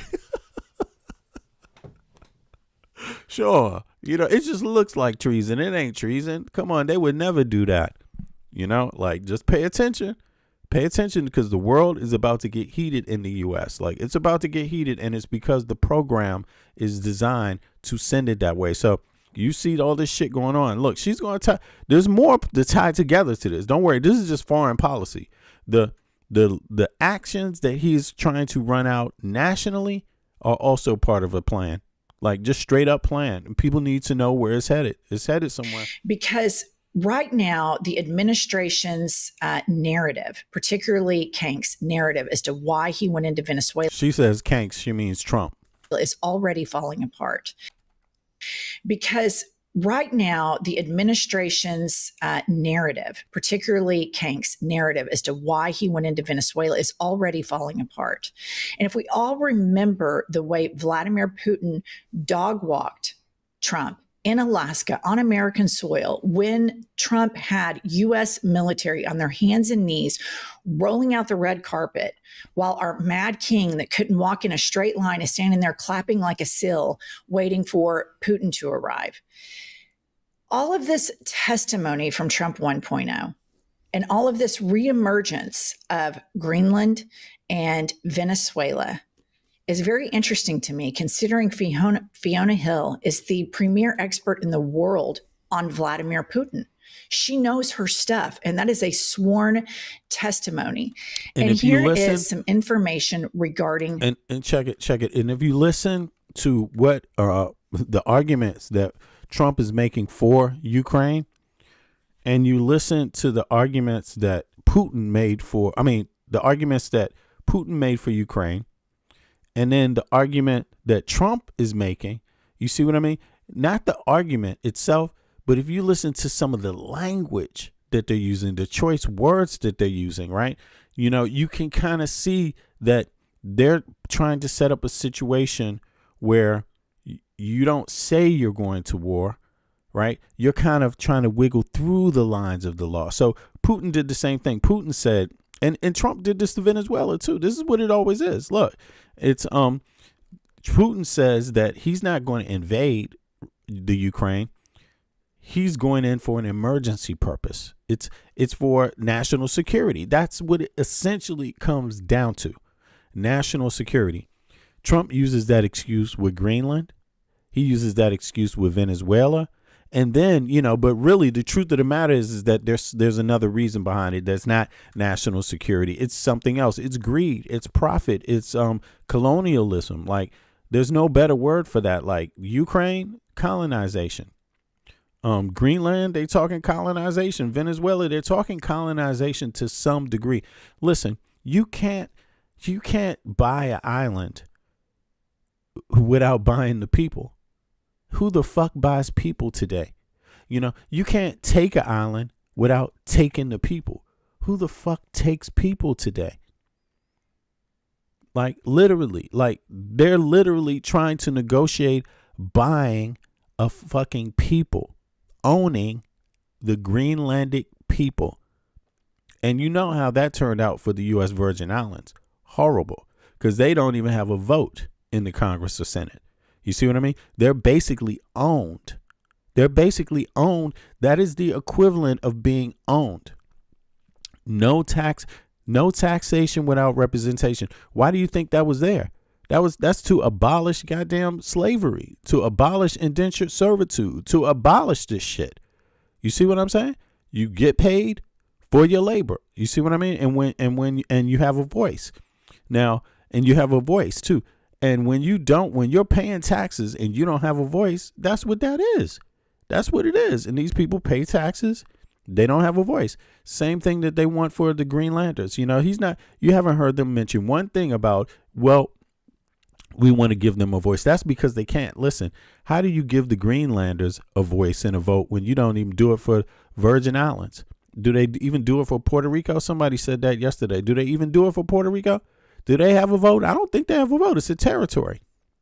You see, so that's what they literally mean. So you're just basically buying people. The U.S. has a bad track record with that. But in any case, let's hear some more, because she's dropping some bombs here. Like Greenland. The White House is reportedly discussing paying everyone who lives in Greenland anywhere from $10,000 to $100,000 per person if they secede from Denmark. This is apparently what putting Americans first looks like. And Warren Gunnels responds, 42% of cancer patients in America deplete their entire savings within the first 2 years of their diagnosis. We can't help them, but apparently we can bribe everyone in Greenland with a check of up to $100,000 if they secede from Denmark. You guys, this is why Greenland. Why are they so obsessed with it? Okay. Now you see, that brings up the first thing it's going to do is trigger people, like, because it's like you're going to pay them up to $100,000 per person just to say that you're going to be a part of the United States. Obviously, that's what is that? Is that even legal? No, it's not. It's called bribing people. That's not a democracy. When you, that's not democratic. What the fuck? But in any case, you know, $100,000 doesn't go far when you have a medical bill. When you have a medical bill, when you have debt, $100,000 doesn't go far. Greenlanders have free education. They have not free, universal education. So you don't pay for it, right? And they have universal health care. You don't pay for it. It's in the tax system. You see what I mean? They have maternity and paternity leave. When you have a child, like it's the same as in Denmark. If you have a child, that child's parent or parents split 1 year off from work, full salary. You see what I mean? Everyone gets 5 weeks vacation every year, no matter who you are. You see what I mean? These kind of things are built into it. Do you think that's going to match up to $100,000? Do you really think that? So you're going to take $100,000 for 1 year when you get that in Europe every year through your taxes? Just through the taxes you pay, you get that back through your taxes, somehow through your benefits from the taxes you pay. You see what I'm saying? So they're just trying to hustle fucking people, and it's sad. But the worst is they're telling American citizens that they're willing to give them $100,000. They're not even willing to give you health care. Understand this. If you're a MAGA person, you might think your shit don't stink. You might think you're all of this and all of that, and that you have first right. You're the first American. You have first right. You have the right. You're the real American. Let me tell you, Greenlanders have more rights than you. These Greenlanders have more rights than you MAGAs. What the fuck? And you trying to buy them? What the They should be buying you. They should be buying you MAGA people. Like, seriously, what the fuck are you talking about? They have everybody that's a MAGA. Who supports Trump in this chat? Who supports Trump? Just put a 1 in the chat if you support Trump. Put a 1 in the chat if you support Trump. It's probably not a lot. Look, it's 323 people watching right now. Do me a favor, click the like button. Let's get it up to 100, y'all. I appreciate it. It helps more people get in the algorithm. But listen, if you support Trump and you're in the chat, put a 1 in the chat. And if you don't, it's all good, But listen, those of you who do put a 1 in the chat, and those of you that support Trump, and those of you that think you're better than somebody else, let me tell you this. Greenlanders have more rights than you. They don't want to be you. They would have to lose rights. They get 5 weeks vacation every year. They get paternity leave. Every child 1 year leave, full paid, fully paid from your job. Listen, they have free education, universal education. Anytime they want to take a class, they can go take a class. Right? With university, trade school, tech school, whatever the fuck. Right? And they have universal health care. All of that's paid in the tax system and through their tax system, through the taxes. Why would they want to give all of that up to be a MAGA person who gets nothing from their taxes? Why would they want to give all that up? Why would they want to get that up? They don't want to fucking MAGA people. You need to understand this. Greenlander people have more rights than you. Yes, that's what they get with their rights. That's what's in the law. In the law written down. Okay, done by the politicians. Okay, the people you vote for. Okay, and how did they write that law? How did they come up with that law? The Constitution of the land says that Congress people and senators or parliament members, that is their job. So the same people that do that for Greenlanders don't do it for Americans. What the fuck? Like, what the Well, I mean, I have to say it this way. See, this is the beauty of it. She can say it her way, but I have to break down some things to make it very clear, because a lot of people it doesn't automatically connect all the things that, how can I say this? What it means on a practical level, a lot of people don't understand. You see what I'm saying? So here we go. They have the rare earth minerals that the tech oligarchs want. With a check of up to $100,000 if they secede from Denmark. You guys, this is why Greenland. Why are they so obsessed with it? Okay, they have the rare earth minerals that the tech oligarchs want. But the escalation of both Venezuela and Greenland, the seeds of this are in Vladimir Putin's voice is simply faster. Right. It's in Vladimir Putin's plan. This has been his plan the whole time. And there's some people that still don't get the plan, but the plan gets them, you know? Wishes. Oligarchs want. But the escalation of both Venezuela. Do you notice the timing? You know, it happens succinctly. It's happening quickly. You know, that's because it was already a plan. It was already a plan in advance. And you know it ain't Trump's plan, because Trump is a moron. And Greenland. The seeds of this are in Vladimir Putin's wishes. And even when Fiona Hill was in the administration of Trump 1.0, she and John Bolton were approached by Trump about trying to buy Greenland. And this came from Ron Lauder, the Estee Lauder heir of Estee Lauder Cosmetics. And he has a lot of conversations with Putin. This is Putin's ultimate goal. Listen, if the United States can... You all are getting the tea.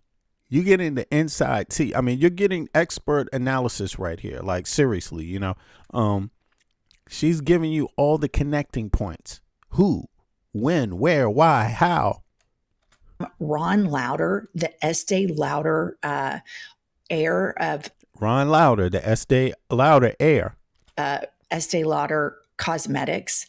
And he has a lot of conversations with Putin. This is Putin's ultimate goal. If the United States can get mired down in hemisphere fighting and can get mired down in hemisphere fighting. Listen, I'm just going to say it again. This is exactly what I said. This is exactly, just go check out the last 5 streams I've been doing. Just check it out. I called this out immediately. Soon as they went back to Greenland, I knew it was to split up Russia. It was to, split up NATO. That's what this is about. It is a very specific, thought out. This is a scheme, a theorem that has been thought out and prepared and analyzed before it is put into play. You see what I'm saying? You have to understand it. It has various dimensions to Greenland, what it can do. It causes conflict in NATO, just talking about it. Number 2, if it should actually have to happen. Well, no. Number 2, the planning, in case, just all the logistics and the planning that has to go into play just because he said something and now people have to prepare against it. That's still not him doing anything. And then the third thing is if he actually does. So in essence, going back to the map, right? Where's the map at? Going back to the map. Boom. Is this not here? What is this? Oh, here we go. Here it is. You see, going back to the map, you could see that, right? Can most people see this? Right. You could see the EU. You could see Greenland. You could see Ukraine here. Right. Greenland is the white to the left top screen. Right. The Black Sea is the furthest to the right. The water point furthest to the right. Let me take my camera off. Here. Where is it at?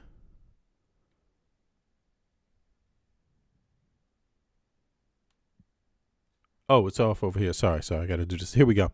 So you can see the Black Sea, right? It's the water. It's the lake it looks like a lake. It's in the middle of the screen to the right. Right? That's the Black Sea. Just north of the Black Sea is the Ukraine to the left and Russia to the right. Just north of the Black Sea. You want me to zoom in a little bit so y'all can see that? What I'm talking about? Right here.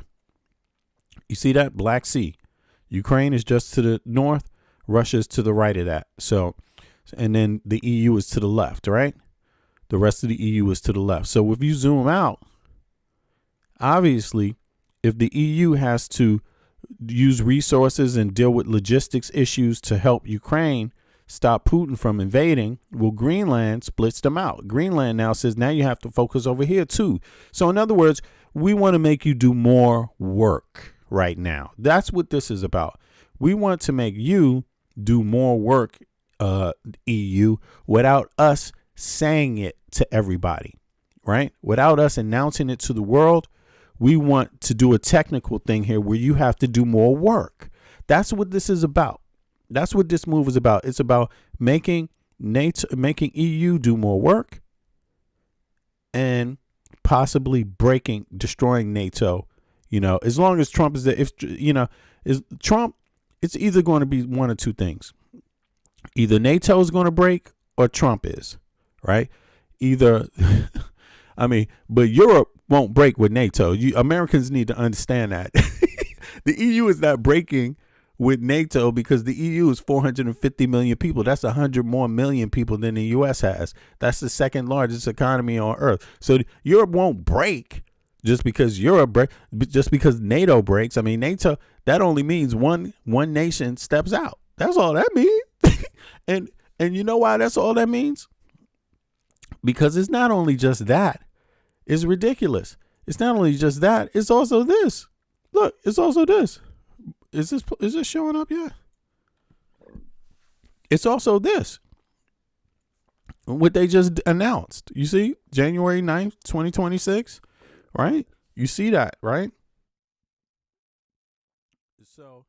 So the EU is not worried. You know who should be fucking worried? Do you understand who should be worried right now? You know, look at this. What do they say? They say EU states back record South America trade accord after 25 years. So they've already had $55 billion trade between each other. And now they're going to make it a free trade market back and forth between the EU and South America. Free trade market. Free trade market. That's what they're going to make. A free trade market. You see? While Trump is doing what? Fucking around with tariffs and all of this shit, making things more expensive for the American people. The EU is saying, okay, you want to do that? Obviously, we see the hit. We see what that is. So Putin wants you to do the tariffs to affect us. You want to affect our economy, make our people feel like, okay, we're not doing good. The inflation is too high. Why don't we just say fuck Ukraine? That's what this is about. That's how the game is played. This is what is really going on. If you want to if you want to know my perspective, obviously, you know, I can't say it. You know, everyone can be wrong here on earth, right? What do I know? You see what I'm saying? But if I was to make an educated guess, I would say I'm probably spot on. This has been planned. And it's coming and you know, it's playing itself out. So, you know, the people that are ass out right now are American citizens because Donald Trump doesn't care, in my view, enough about the United States of American people. Doesn't care about America. This is not a MAGA first. This is not America first. Just think about how convenient that phrasing is. MAGA, make America great again. And even America first, right? Just think about that, because if you wanted to do, let's say, somewhere else first, but you wanted American people to go along with it, what would you call it? You would call it Make America Great Again, or you would call it American First if you wanted them to go along with it, right?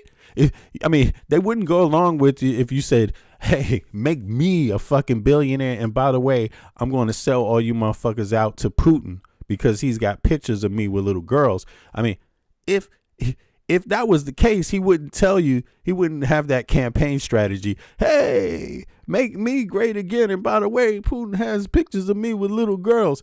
That wouldn't be his campaign message. His campaign message would be make America great again, or America first, to get you to go along with it. I mean, that's obvious, right? It's so simple. That's why it shows you the wavelength of voters too, because voters, you can't give them enough details. They get lost, right? I mean, this is what it's showing you. The issue is, right, if you tell people comprehensive immigration reform, that's too intellectual for them.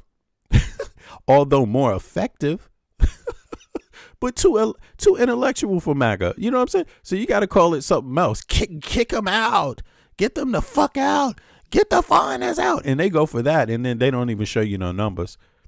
You know what I'm saying? They don't do it comprehensively, so they don't let you know how your industry is going to suffer, how the price of goods, how the fruits and vegetables is going to cost more now. They don't do that comprehensive part.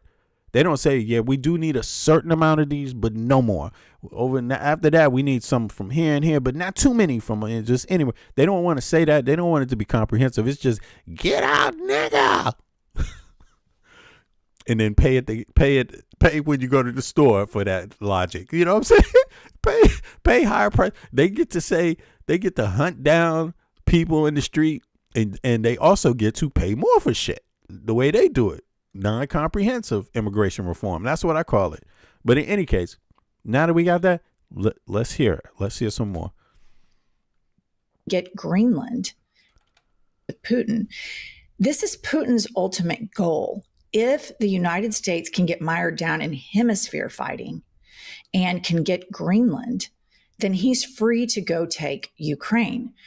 So what we have going on right now is the competitive authoritarian era. We have all of these authoritarians competing for the world order. The problem with our authoritarian in the United States of America is he's a dipshit and he's very easy to manipulate. You can make him a trophy. You can make up a peace prize to give him. You can tell him he's so great. He's so malleable, not to mention Putin probably has a lot of compromising information on him that they've made some sort of deal. And in a New York Times article recently, the reporter asked Trump about Xi Jinping invading Taiwan. And he said, he can do whatever he wants. I just told him I'd be very unhappy about it. Right. That's how he's going to. So in other words, Taiwan is probably like, well, we need to start getting weapons from the EU. We need to start doing some logistics right now. Since he said that with the EU, we're not going to go on TV and talk about it. We don't care if reporters come and ask us. Well, that won't do us any good. We need to do this expeditiously, quickly, and without a whole lot of conversation and shit, you know, the opposite. And that's exactly what they're doing right now. And I told you, listen, I said this, you know, this is why I said go and get the stock. And there's a company, you know, and I'm mentioning stocks that maybe a lot of people, if you don't have big money, these are interesting stocks. Those are the ones, because I'm not rich. So, but I do know how to research, you know, and I can put the pieces together to know what makes stock go up and what makes it go down. I know how to do that. You see what I'm saying? So I do my own research. And that's why I was saying Kronberg Weapons Company, because they're a mid-size weapons company. And so that means, if you know what that means, they don't have huge orders, because huge orders take time to produce. They don't have small, they have medium size. Kronberg, they're a Norwegian company. You can find them, you can buy stock from them from the US, but they're a medium sized company. So they're doing those kind of orders, right? And Denmark just bought a weapons package from them. A defense weapons package from them. So that's why I said, you know what, I better, since I heard that news, I was like, I better buy some stock. And it's been going up, but there's going to be a lot more business, you see, because where there's war and when they say new world order, right, what they're saying is that because the new world order because the world order is being challenged, what that means is chaos. You know, a lot of people think that's words for great. No, for little people, Taylor, what's up, Taylor? For little people, that means chaos.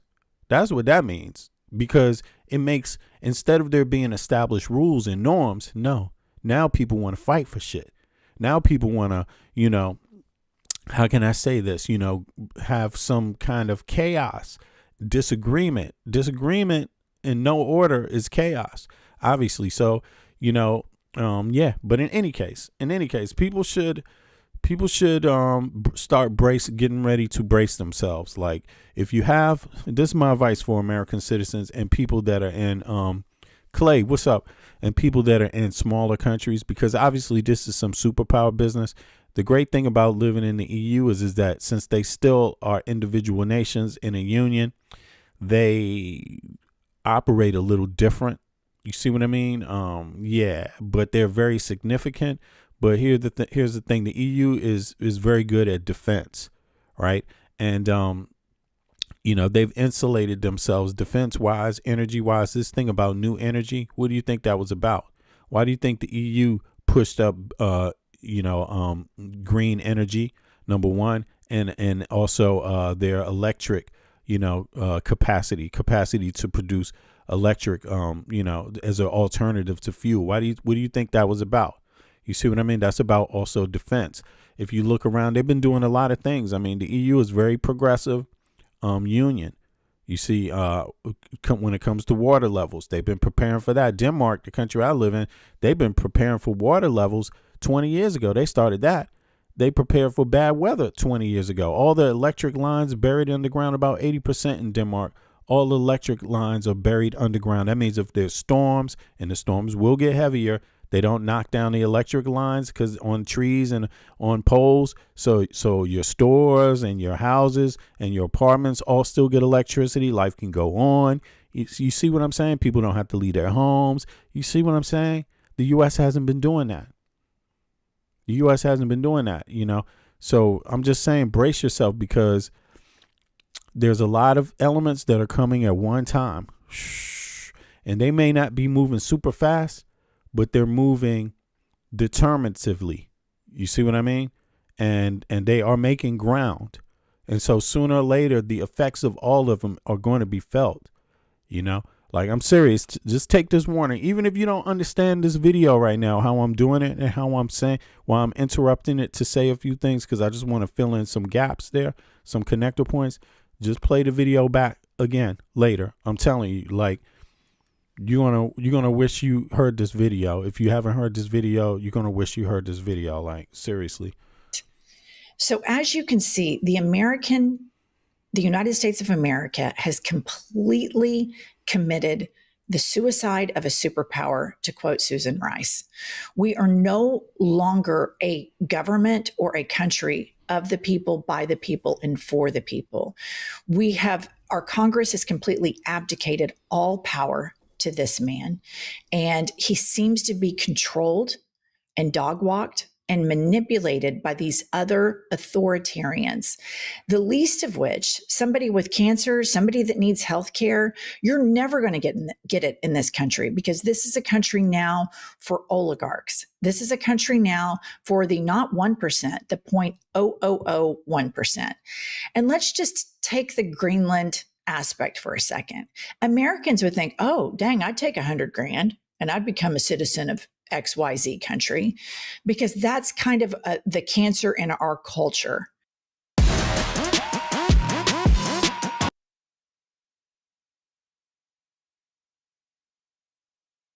XYZ country, because that's kind of the cancer in our culture. In Greenland, it's not like that. Pop this up, Kylie. Denmark offers Greenland lifetime free healthcare, lifetime free education, the strongest pension in the world, paid maternity leave, paid paternity leave, free childcare, and a $700 million annual transfer payment. The U.S. offers Greenland a one-time check for $10,000, maybe, if he keeps his word. And so what Americans that are deeply embedded into MAGA culture can't understand. That's what I'm saying. A lot of these maggot people, they don't do their research. They actually, when they think about what's a good idea, they don't even consider the facts. They don't even consider the facts, because the first thing a MAGA person should understand is you got some nerve thinking you can buy someone that has more rights than you dumb motherfuckers. Like, if you're a MAGA person and you support Trump trying to buy, that just means you're fucking dumb. Greenlanders have a higher they have a higher standard of life than a MAGA person. You know, it's just that simple. But yet the MAGA people are like, we could just buy you, because they think because they're native people, they think because they're native people, they must be poor, like the natives in America and shit. They don't realize, motherfucker, what do you think? These people can buy you. These natives can buy you. Okay? You know, they're the ones that should be looking at buying you. You what? You don't have a lifestyle anywhere close to what theirs is. You should just fucking migrate to goddamn you should migrate and want to live in Greenland and not want the United States to own it. Like, you should want to live there just as it is right now, just so you could get some motherfucking help. You know what I'm saying? Dylan, what's up? I wonder what Bits is. Yeah, but yeah, seriously, I'm serious about that. Yeah, but in any case, so okay, so what is this? You claim bullshit and don't state any facts to back up your viewpoint. Who are you talking to? Who? Oh, I guess you arguing with somebody else. Okay, anyway. Yeah. In any case, this is crazy. This is yeah, these are the facts, you know. So I don't know, MAGA people, they don't do research and they inherently think they're automatically doing better. I don't know the mumbo jumbo, the magic trick that Trump and Republicans has run on these people's brains. But listen, MAGA people, you need to understand this. And Republicans, just average Republicans, you need to understand this. The United States of America has not treated you well. The Republican Party has not treated you decent. They haven't treated you, how can I say this? They haven't treated you any more than just, what can I say, an annoyance, basically. You know, they're not treating you like what other countries feel citizenry should be. You know what I mean? In terms of rights, in terms of your labor, your daily labor, what the value of your daily labor is. Like in the United States of America, Republican, Democrat, Independent, the value that the country itself, the government itself, the congressional members, the law writers, the Supreme Court, the value that they put on your life, the value that they believe your life has as a citizen is less than what other Western countries believe the life of their citizen is worth. I just have to say it that way. You see what I'm saying? Who's yeah, don't be in the chat name calling, y'all. Come on now. But in any case, yeah, please don't bring that here. Like, this is serious talk. So yo, hold on, Clay. Yo, what are y'all talking about? Yo, listen, do me a favor, both of y'all. You know who you are, right? It's not just Clay, it's someone else. I'm not blaming anybody, but listen, come on, y'all. Let's keep it Oh, really? Okay. I hear you. Well, in any case, both of y'all, man, no name calling. You can dispute whatever you want to dispute, but try to stay away from the name calling. In any case, y'all, sorry about that for the listeners. Now, listen, it's just the chat that I'm referring to. Listen, the value of your life as a United States citizen is, in fact, has been as a norm less than the value of somebody from another Western country. You just have to understand that. You don't know all the details. You may not understand why, but deep in your heart, you can feel it because, you know, you should know it. You should really know that. So, in any case, The Greenlanders don't want to be Americans, and they definitely don't want America coming, United States of America coming and making the rules, because if they came and made the rules and they had the rights that American citizens have, they probably fucking die.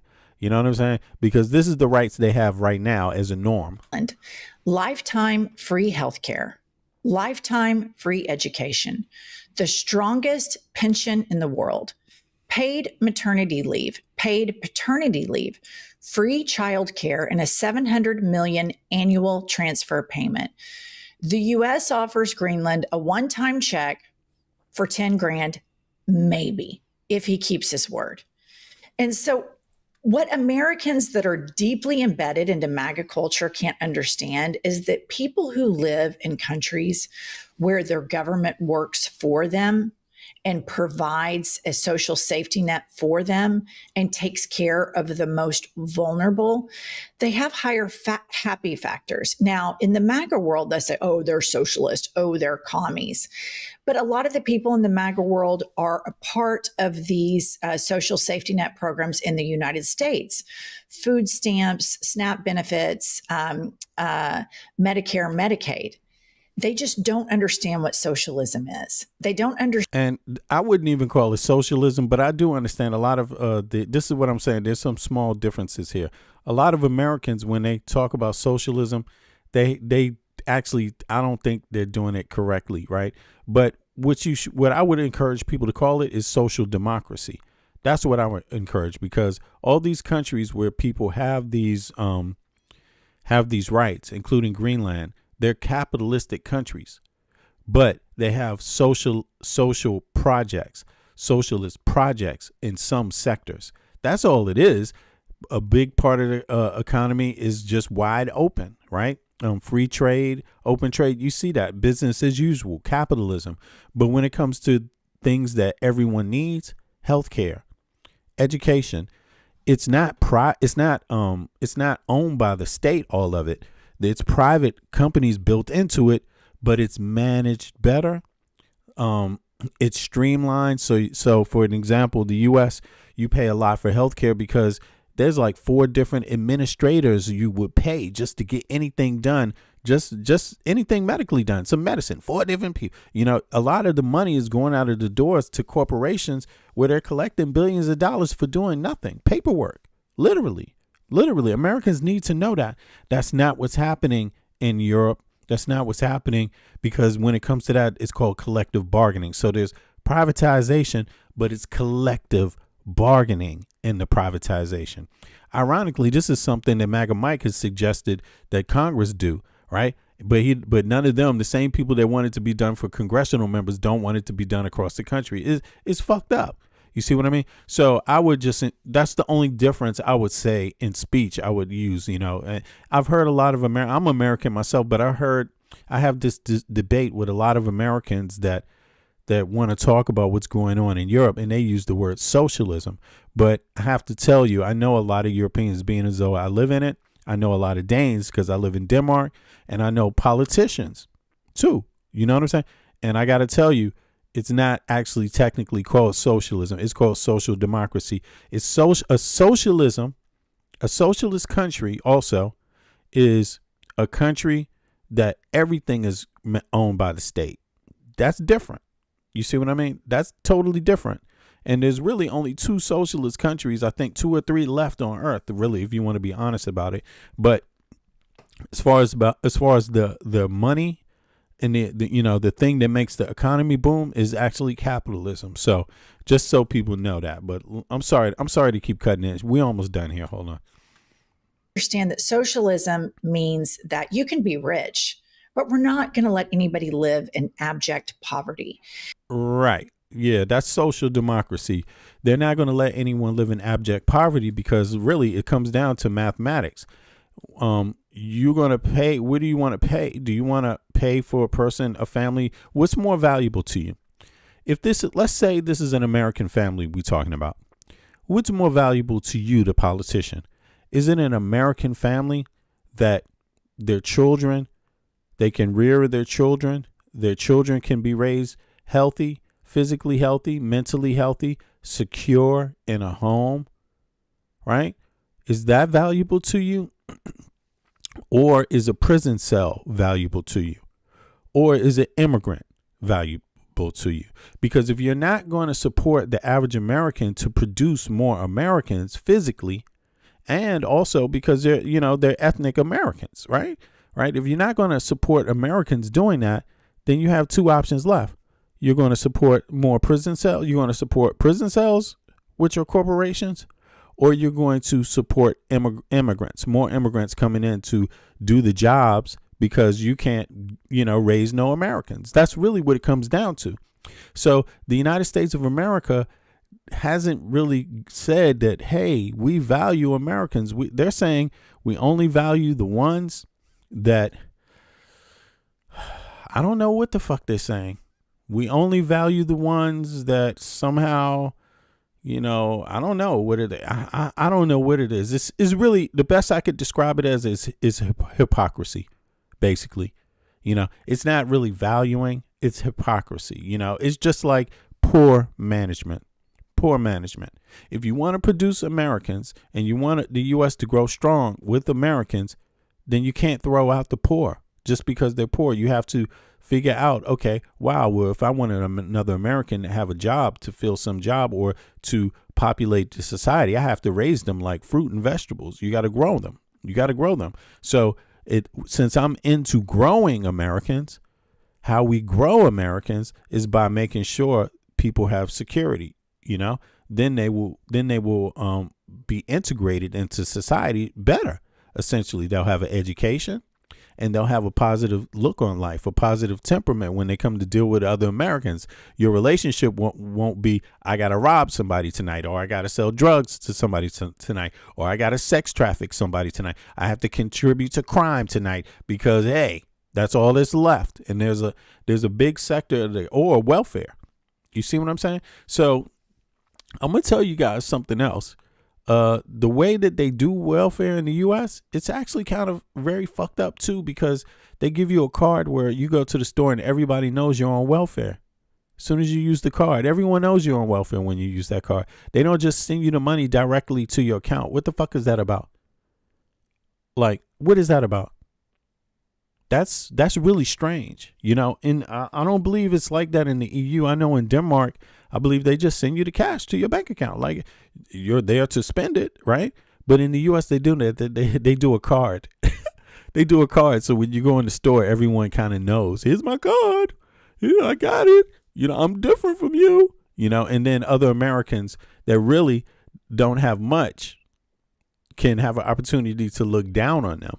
You see what I'm saying? Like, and the poverty in the it's classism, basically. Exactly. That's the word, classism. States is off the chart for as rich as we are. Other countries and other worlds cannot understand how we allow every citizen to own a machine gun, but we'll let them die fumbling through all their medical bills, trying to figure out if they can get a cancer treatment or not. Yep. And it's about to get worse because nobody is reining in. No one wants to be responsible for getting rid of Trump and his administration and getting some real people in there that like to do some people work for the people. For some reason, nobody wants to take, I would almost think, is someone being threatened? Is their life being threatened? I would almost think, is there more to this death threat shit than people know? How, there's something, because to me, there's either a bunch of punk ass motherfucking senators and congressional members, or somebody that's very, very dangerous has a tight hold on the White House. Like either one, something that makes people do shit they wouldn't normally do. You know what I'm saying? And, yeah, I'm starting to think there's death threats there. I'm starting to think there's more to this, not that that's an excuse, but I'm starting to think there's a lot to this, because these congressional members and these senators don't seem to be in the type of hurry that the information and the facts and the data suggest people should be in. Like, It just doesn't seem that. And I don't know if they don't realize that American people, a lot of American in 2026, it's kicking in. If Trump is not gone and they don't rein this guy, it's going to be a lot of unnecessary pain, a lot of unnecessary confusion. This thing about the Healthcare Act, sure, Congress passed it, but now it's got to go to the Senate and pass, and then Trump's got to sign it for the extension to be made. So from now on, people's lives are in jeopardy. There's so many people getting kicked off of healthcare right now.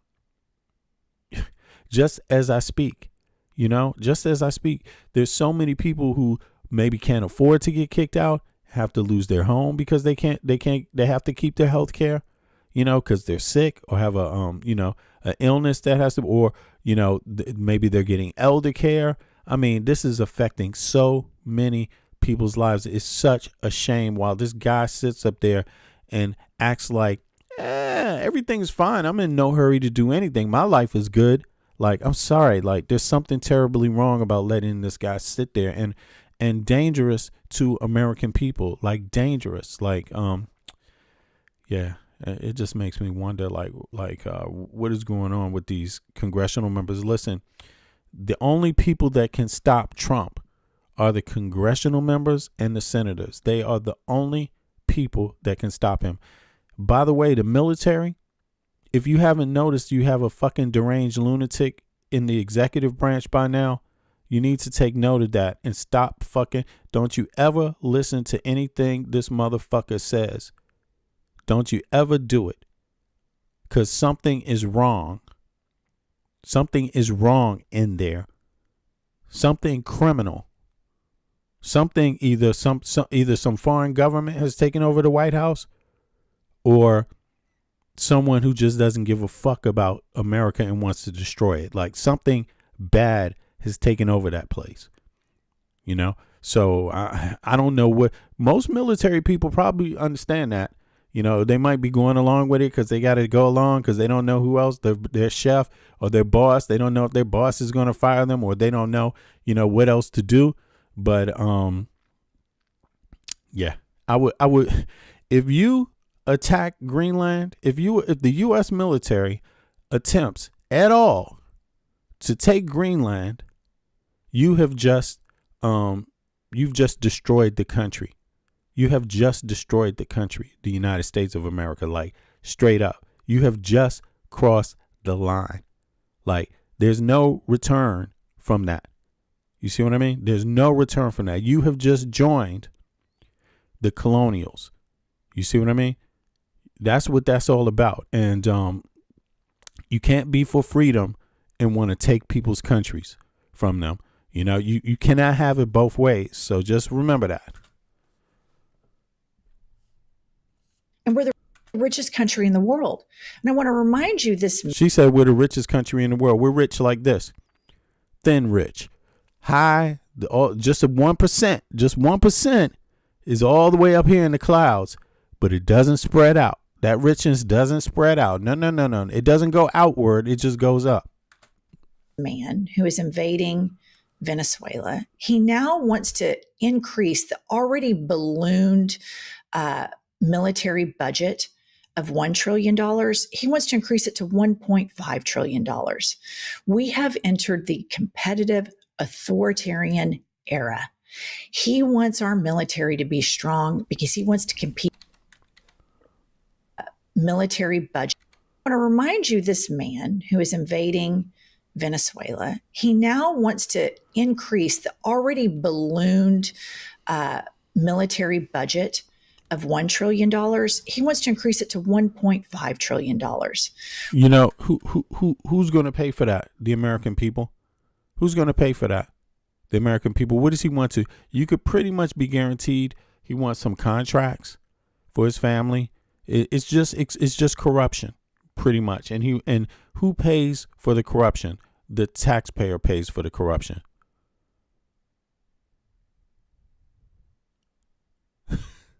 Listen, I'm just telling you, I have to I'm not here to be debating people, but I'm also not here to waste people's time. So,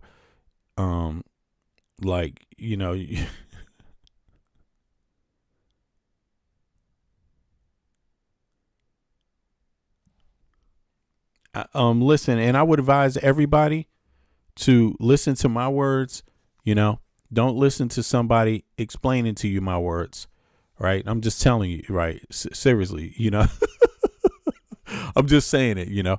I speak for myself, and if you're going to try to re-explain what I'm saying or re-explain what I say, I think I'd rather you not do that. You know what I'm saying? But in any case, because listen, what we're really talking about is, if you don't agree with this, you can just get the fuck on. I'm just telling you this, and I'm not saying it because I couldn't debate you, but I'm just saying time is running out.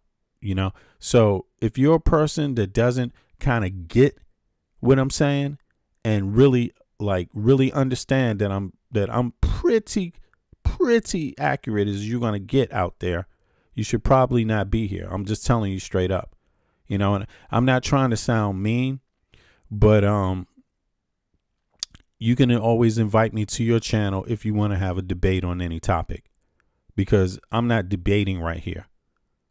You see what I'm saying? There's not a debate going on. This is about real information that's qualified, that is public, that people need to catch up on. You see what I'm saying? Like, it's not about theories anymore. You see? So I'm just saying that now. Let's just get back to this. Now, the bottom line is the U.S. economy is thin. It touches less people than the EU economy. Less of a percentage of the people of the country get that money in their hand than when you compare it to the EU. Okay? I'm just only saying the facts.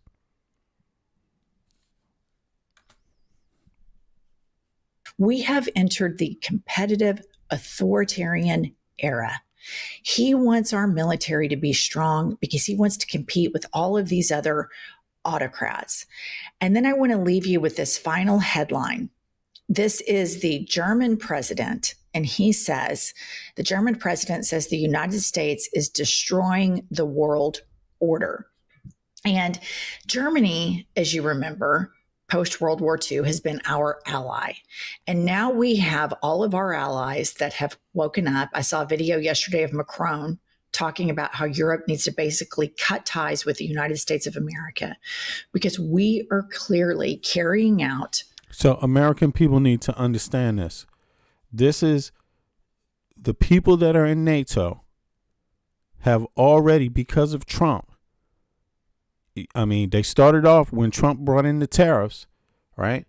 Now they're making different trade deals, like huge trade deals that have huge significance, right?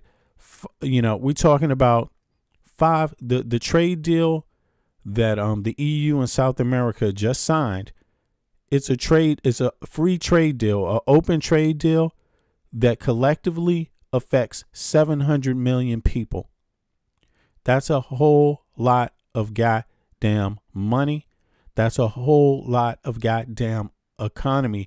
That's a huge circumference. That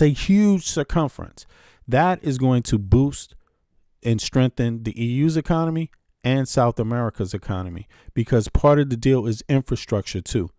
You see what I'm saying? The U.S. don't want to do infrastructure. The EU wants to do infrastructure. Look at the Atlantic again. And I'm telling you, this is going to spread. Every place that Trump is capitulating on, look, I'm going to give you another idea. Every single place that Trump is capitulating on, backing out of, fucking up, being a jerk with, is the same place the EU. You see Trump, he doesn't really have a plan for West Africa, right? Or Africa. Trump doesn't really have a plan. He has no plan for that, right? See, Trump, he instead of doing what Biden was doing, trying to extend, and look, the U.S. has invested a lot of money in areas in Africa you don't even understand how much, because it never really makes the news. But the U.S. played a role in a data, what do you call it? An internet, a line in the ocean that stretches over here from East Africa. You know how many countries played a part in that?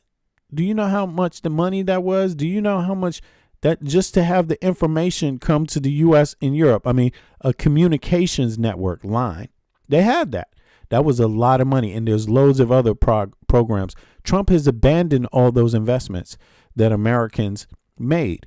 He's abandoned the projects that are there for your benefit too. He's abandoned them. And he's also abandoned trade.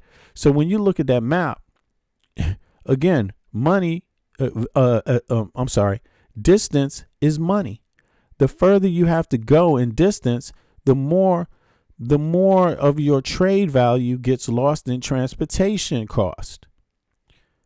Guess who's right above Africa? And guess who's further away and abandoning it?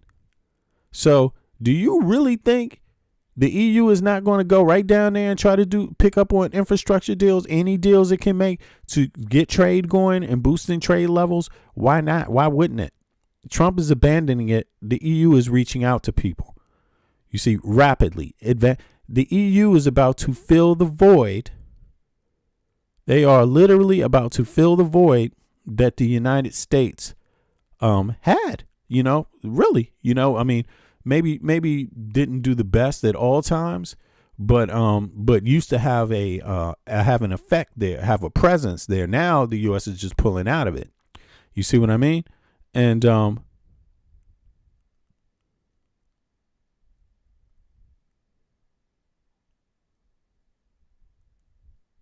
Winterland, you didn't see that? Yeah, maybe I didn't show it right. Here we go. Oh, you mean frame? You mean my video frame? You talking about video frame, right? Yeah, I see what you're saying. You're talking about my camera. There you go. You see? Thanks for that. You see here, so Europe is just above Africa.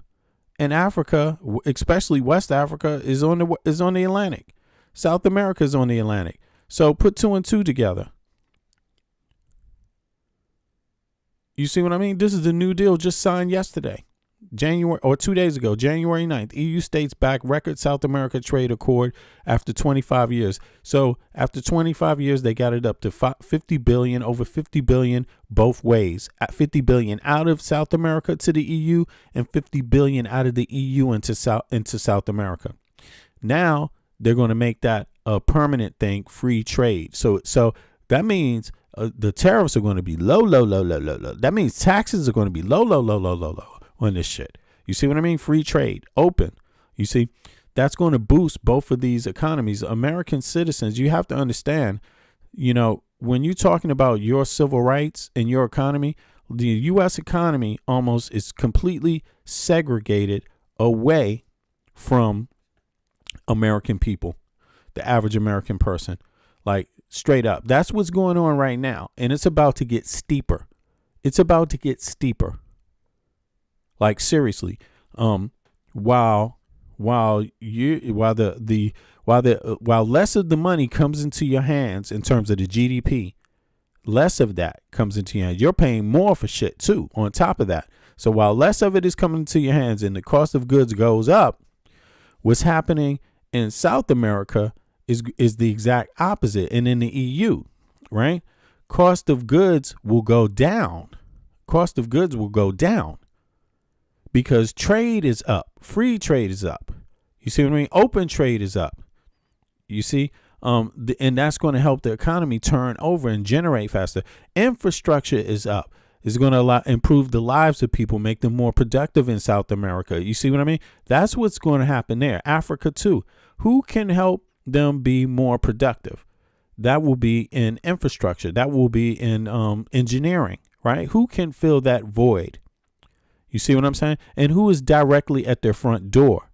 This is how you have to think. You have to drop the geopolitical bigotry or ignorance and understand this is about mathematics, distance, time, money, and goods, and the better you are at resolving those issues, right, along with education, obviously, because you need to put out engineers, you need to put out scientists, you need to put out the people that are going to mold and shape the goods too, to a certain degree, especially the raw materials, right, to turn them into products, right, and also improve your life. improve the quality of your life. So in any case, let's just go back. I don't want to say too much, but I just realized, yeah, maybe I need to go back to that point, reiterate it, just so just so we don't miss that point. I appreciate that. Let's see here, Linda. Russian Good looking out. wish list. So let's continue. All of here. our allies that have woken up. I saw a video yesterday of Macron talking about how Europe needs to basically cut ties with the United States of America because we are clearly carrying out Russian wish lists.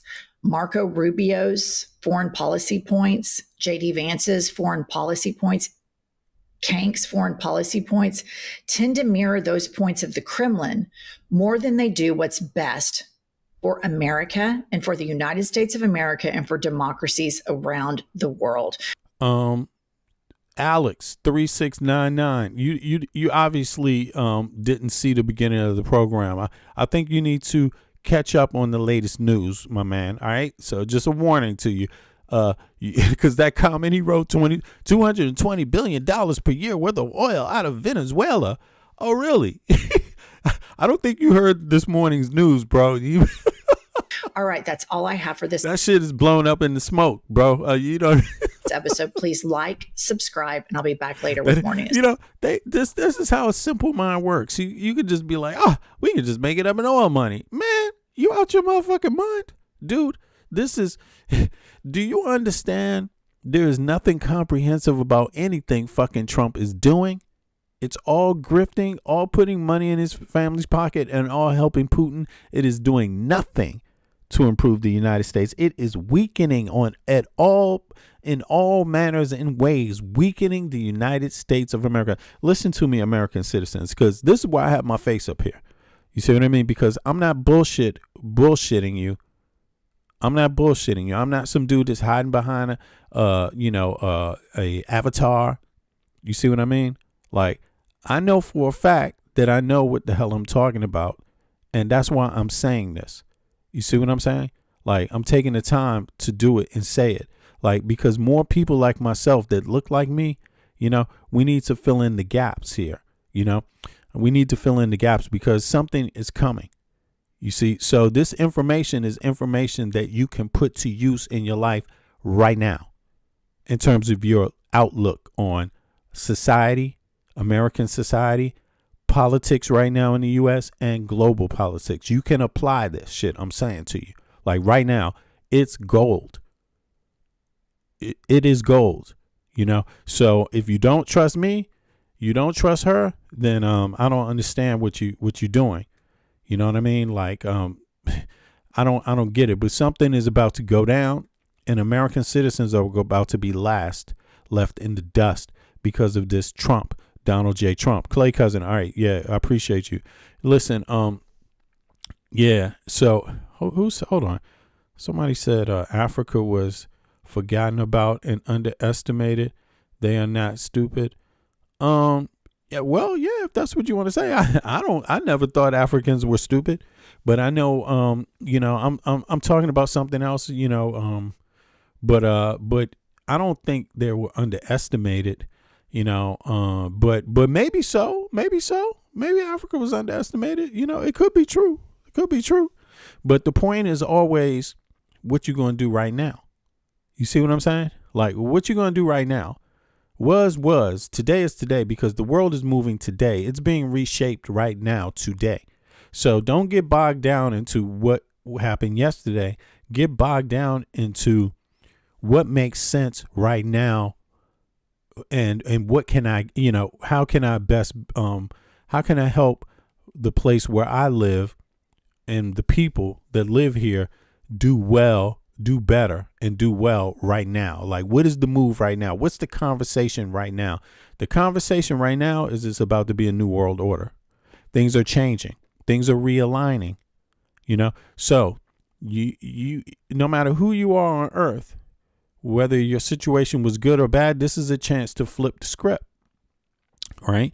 But you have to recognize how to position yourself in this changing world. Right. So if I was an African myself, I wouldn't be worried about yesterday. at all. I would be worried about, okay, so the United States is out of the picture. The United States is out of the picture. How is the United States out of the picture? Trump said it doesn't want to be involved in geopolitics. Trump said it's abandoning the globe. It's going to let China and Russia, do whatever it wants to do, and everybody else. The U.S. is tired of flipping the bill. You know what I'm saying? I mean, that's how Trump described it. He was tired of relations with other people. That's what Trump said. He was totally tired, right? That's what Trump actually said, and he pulled back, right?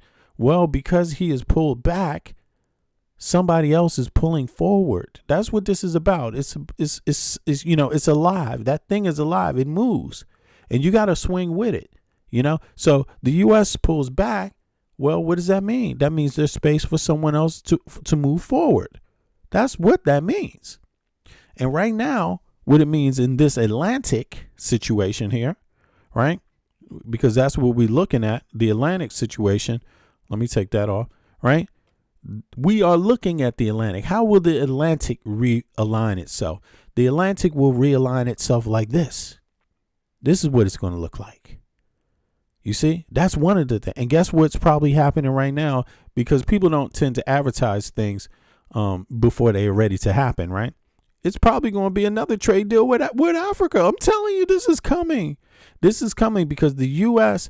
is not really concerned about it. It's not a priority. It's a game. It's a joke. Remember, Donald J. Trump thinks the world needs him personally. He thinks the world is going to wait for the United States. He thinks the world is going to just beg. If the U.S. pulls back, the world's going to beg the United States. That's not what's going to happen. That's not what's going to happen at all. That's not what's happening either. What's going to happen is people are going to say, you know what? Damn, we're on the Atlantic, and for the first time in a long time, we don't have to ask the U.S. what they think about anything because they don't want to be involved. We can do whatever we want right now on the Atlantic. We can get more powerful.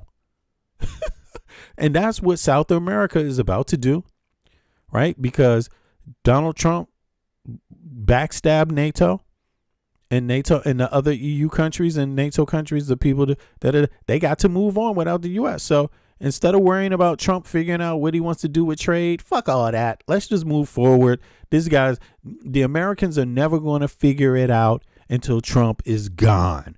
They know that. So they ain't waiting. They ain't got a year, 2, 3 fucking years. Americans, you think you got time? Nobody else got time. You got time. The time Americans have, they got a lot of time. They got time to, okay, if that's how you think it works, shit. Ain't nobody else got the time American got to see if shit gonna work out, to figure out what they want to do. Like, maybe we'll do tariffs. Maybe trade is good later. Let's see how it turns out. Yeah, Trump got all day to figure that out. Nobody else is even trying to figure it out. They already know. They were like, okay, because plan A didn't work out, but we had a plan B and C too. I mean, because that's what governments do. That's what serious people do. They have multiple plans.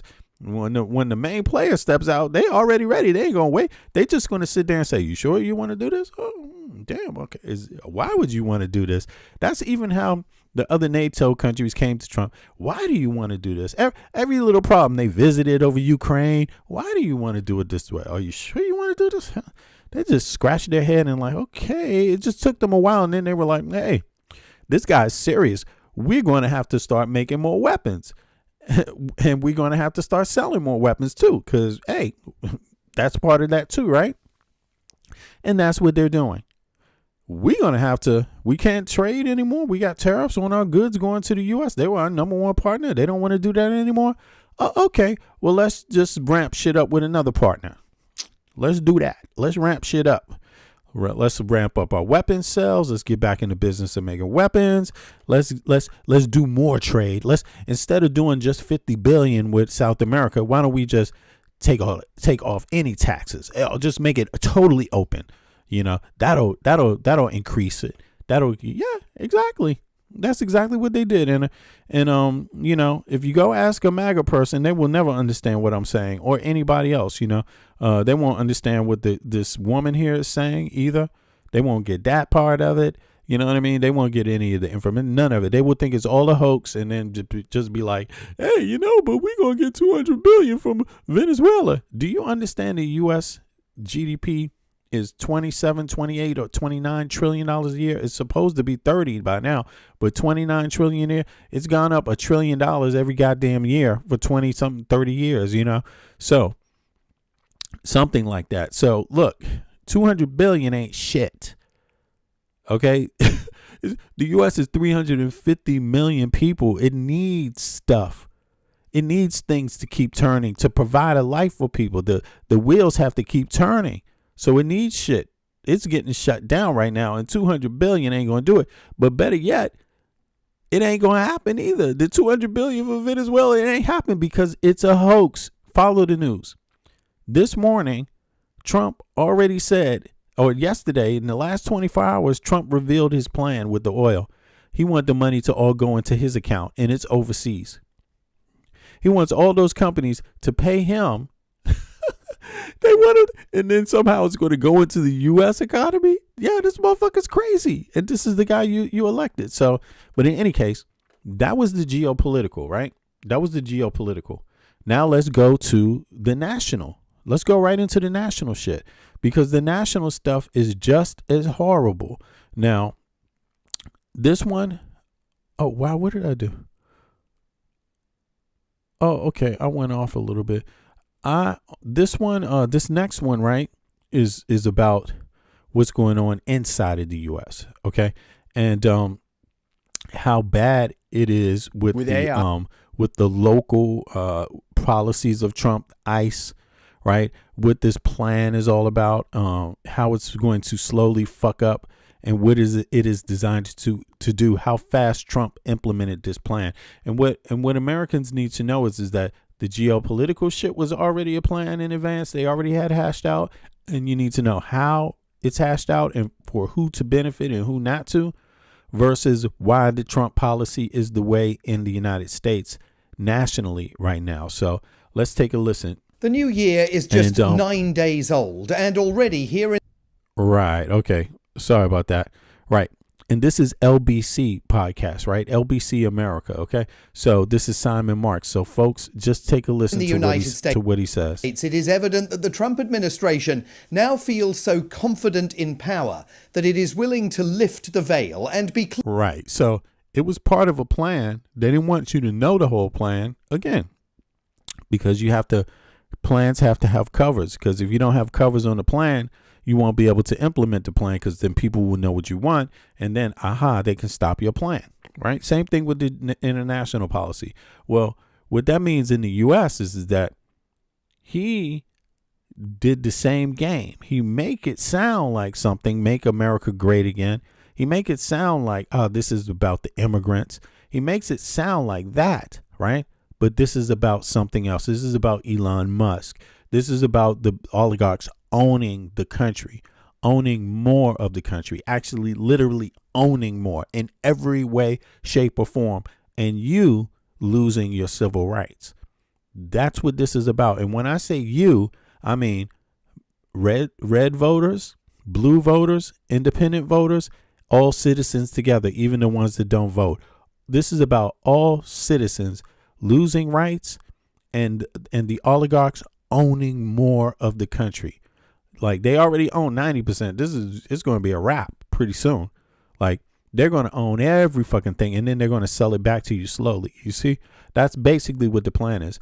Sell it to, and also construct the country so that it turns them into permanent kings and their family members.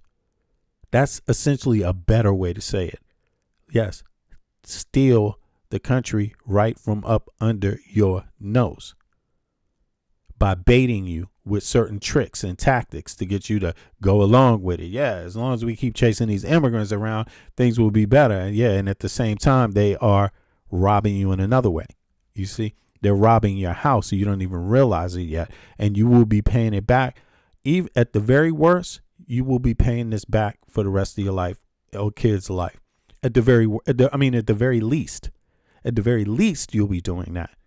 You see, at the very worst, they will become kings, and with their names and their families cemented within the tax code, like straight up, some shit like that, like straight up. You won't get rid of them after that. You will be replaced by robots.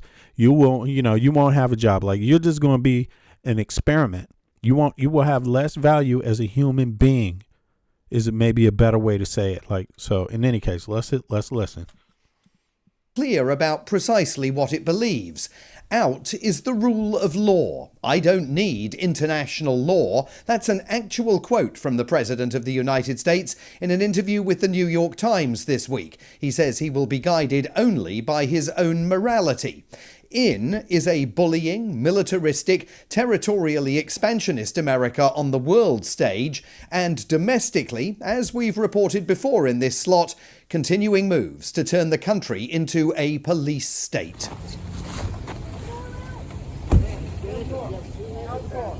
In Minneapolis on Wednesday, it took just 5 seconds for the world to change. The killing of Renee Nicole Good, a 37-year-old motorist and mother of 3, shot dead in her vehicle just 7 seconds after masked ICE agents ordered her to get out of her car. It is the most shocking incident we have yet seen of trigger-happy violence by President Trump's thugs, who are sweeping suspected illegal immigrants and many other people off America's streets. Ms. Good. Right, so people want to know, like, you want to know, you know, of course we want to know what's going to happen with this case. And of course we want to know where he's sending ICE out and these kind of things. But we also want to know why. What is the ultimate goal? Why? Good, of course, was a US citizen who may, although it is still unclear, have been engaged in her constitutionally protected right to protest against ICE's brutal operations. Did she deliberately block the road to stop ICE vehicles from pursuing their quarry? Or was she actually about to engage in a U-turn to get out of the way? We will never know, because the Trump administration has already decided that despite any evidence to back up their claims, she was a domestic terrorist, a woman so dangerous that moments after her shooting, and to the eternal shame of the country, an effort even to offer medical assistance at the scene was denied by Trump's armed and masked men. Can I go check a pulse? No! Back up! Now! I'm a physician! Hey, listen, we understand. We got EMS coming. I get it. Just give us a second. We have medics on scene. We have our own medics. Where are they? Where are they? I don't care, that ICE agent told a physician whose offer to provide... Everybody has seen this. And first of all, I mean, if you don't know what totalitarian is, you're watching it. That's what totalitarian is. When your life has no value, when people that inquire about saving life, the answer is we don't care. Like, seriously, your life, what they said is that to them is regarding this woman here bleeding out of the head. It doesn't matter if you know her. It doesn't matter what your relationship is to her. You're going to have to watch her. And if she dies, it doesn't matter. Your experience here today doesn't matter. How this turns out, if it turns out bad for you, it just turns out bad for you. It doesn't matter to me what it turns out to you. You see what I'm saying? And so that's totalitarianism. They're standing there with a gun in the hand, an assault weapon, telling you this. Ms. Good with emergency medical assistance was rejected. As for the claim that ICE has its own medics, there is no indication that any were at the scene. The first ambulance didn't arrive until 15 minutes after the shooting. Do me a favor, y'all. Click the like button. It's 300 people here. It's 69 likes. Let's get it up to 100, please. I appreciate you. And later claims that the ICE agent who fired the fatal bullets was himself almost killed by Ms. Good's car are entirely dispelled by the video. And we've seen it. Everybody's seen the video. Listen, I've seen it. I slowed the video down. We watched it 100 times here. This man's both feet were on the ground. This man did not get hit by that car. You see, he didn't get hit by that car. And no one has seen him get hit by a car.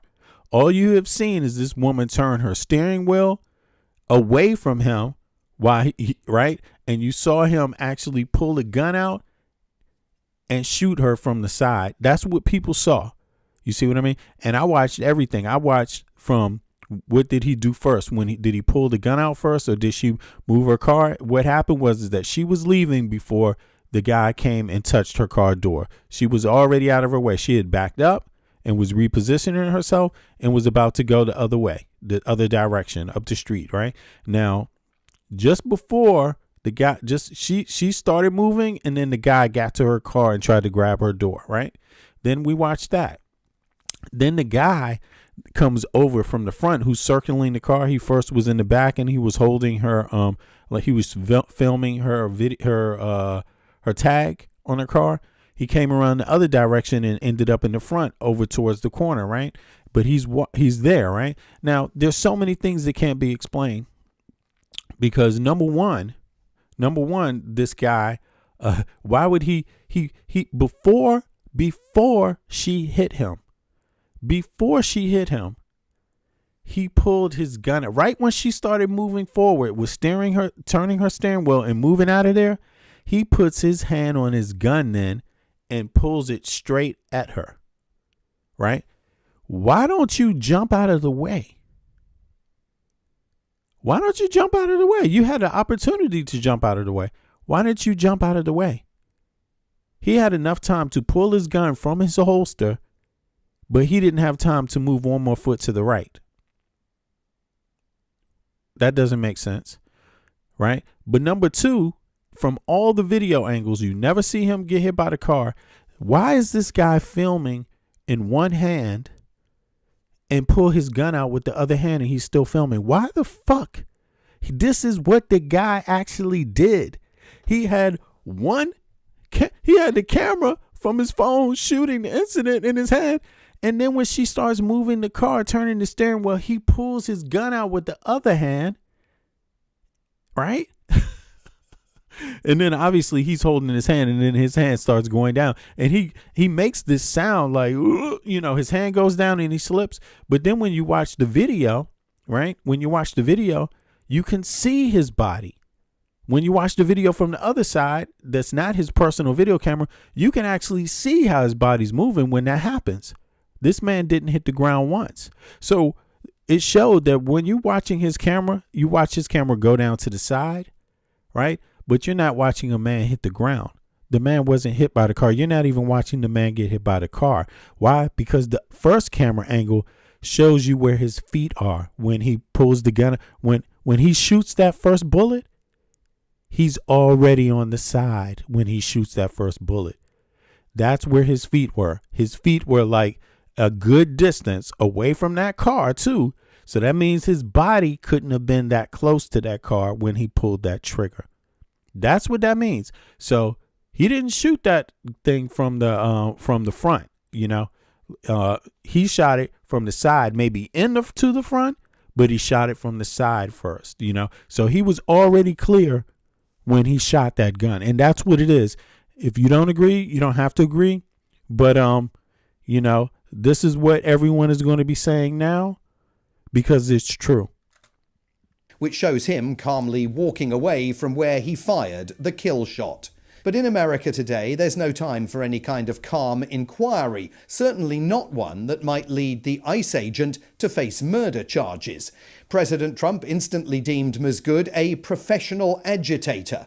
Secretary of Homeland Security Kristi Noem, a proven serial liar, called Masgoud a domestic terrorist. Right. And Vice President J.D. Vance... So what's the point? Why are they being so... why are they working so hard to be so heartless? Like, is it just for any reason at all?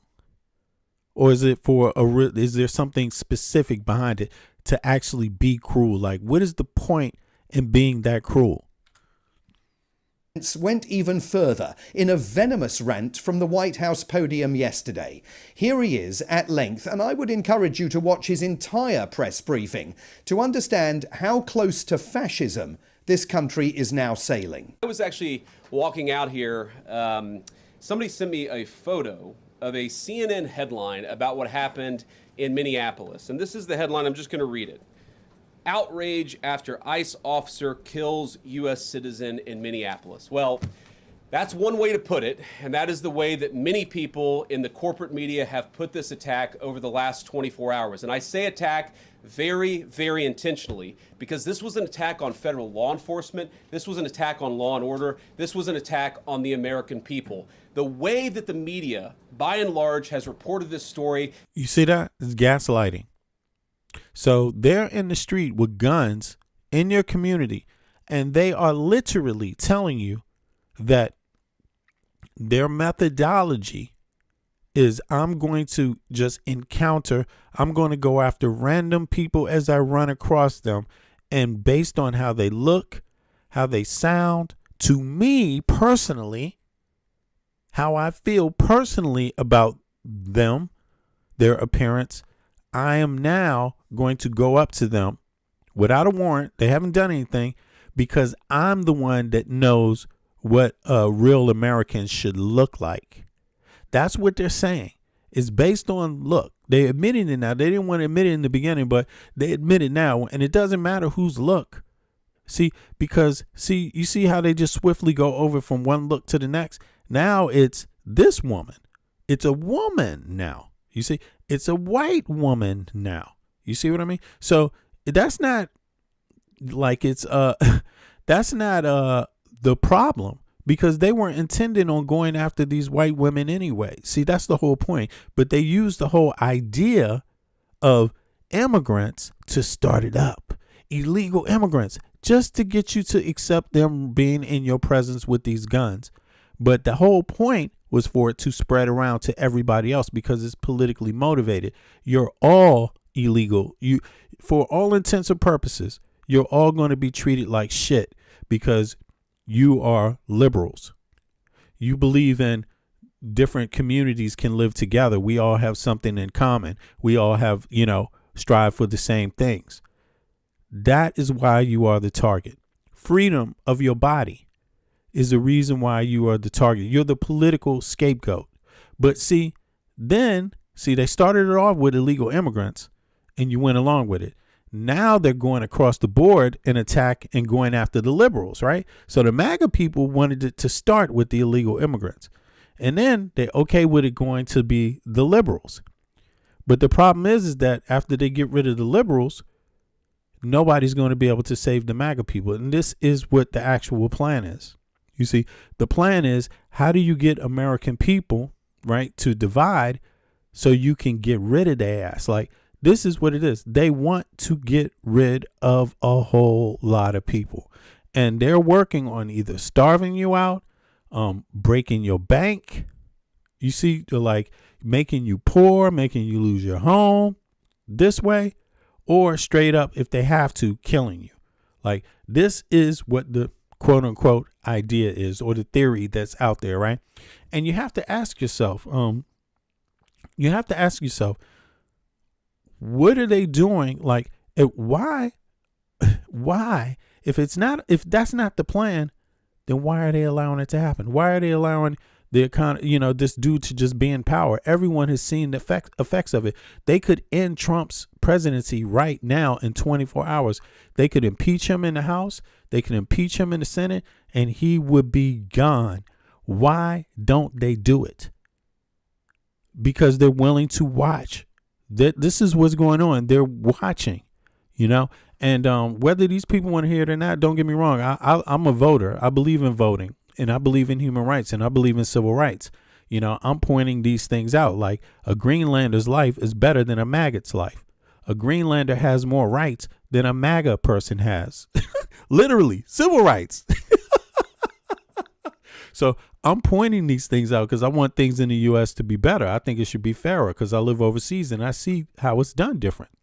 Now, but what they're trying to do in the U.S. is the opposite. They're trying to get rid of you because for some reason, the identity of, they're trying to tell you what an American is. They're trying to tell you that an American is a white man, a white Christian man who wants his woman in the house, who's not, they try to say not gay, but these dudes are all fake. They're fake Christians. Are they even white? What the fuck does white mean? They just use it as a tool.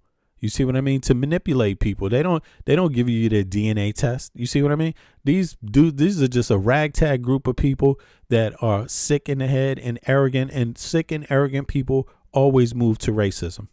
You see what I mean? That they just harmonize. But outside of that, they just want the money. You see what I mean? They just want the money and the power. That's really what it comes down to. They don't stand for shit. You see what I mean? And they don't stand for America. And I it's just curious how you could have senators and, are these people that goddamn dumb? Some of them may be dumb. It takes some time. Look at Marjorie Greene Taylor. She capped for Trump for a long time. Actually, I wanted to play some of her, but she's so goddamn boring because, the truth of the matter is that she was doing all of these things. She's still up for lies. She's still trying to pretend like liberals did something. Did you know that? I should play some of her shit. She's still trying to pretend like liberals. She was on The View. She's still trying to pretend. Matter of fact, it's a good place to segue to and then come right back to this. She was on the goddamn View and she was up there capping her ass off. And it's just like, damn, lady, like you ain't learned shit yet. Like, what is this? Listen to this. Listen to this. This is what she said. Yeah, have any of you flown on SAS Airlines? It's a good airline. It's a Danish airline, by the way, SAS. But in any case, oh, come on. Let's go. Here we go. Check this out. Green. Oh, this is the wrong one. Hold on. This is Luke Beasley's. Hold on. You know what? I should play Luke Beasley's. I'm sorry. Let me play Luke Beasley real quick. This shit is hilarious. Here. Made another appearance on ABC's The View.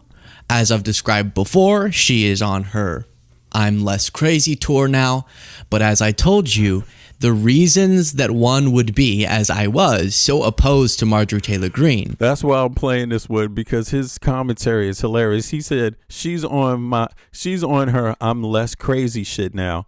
And that's exactly what it is, but she's still fucking crazy. Listen, but at least she turned. But she ain't figured the whole thing out. She's still capping. She's doing all the things that are part of the destruction of the U.S., the conspiracy to destroy the U.S. So she ain't woke. Like, she's still in the bag. She's still in that same bag. This divide thing, this I'm better than you thing. She's just not trying to say it. But that's actually part of the plan. To get people bigoted, to get people into culture wars. That's what she did. I mean, it's crazy, but listen, I'm gonna let it play. This is Luke Beasley. He's got good commentary. He's got some humor in there too, but probably still there. So it's great that she called out, like I just referenced, Trump on Epstein. It's great that now she's calling him out and other things, but let's not just totally whitewash who she is, her history, and rewrite that story. And so I've shown you clips of her being asked about some of her past statements.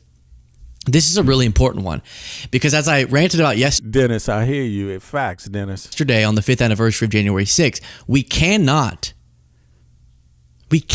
have a functioning democratic discourse with people who assault the foundation of that democracy. Just can't.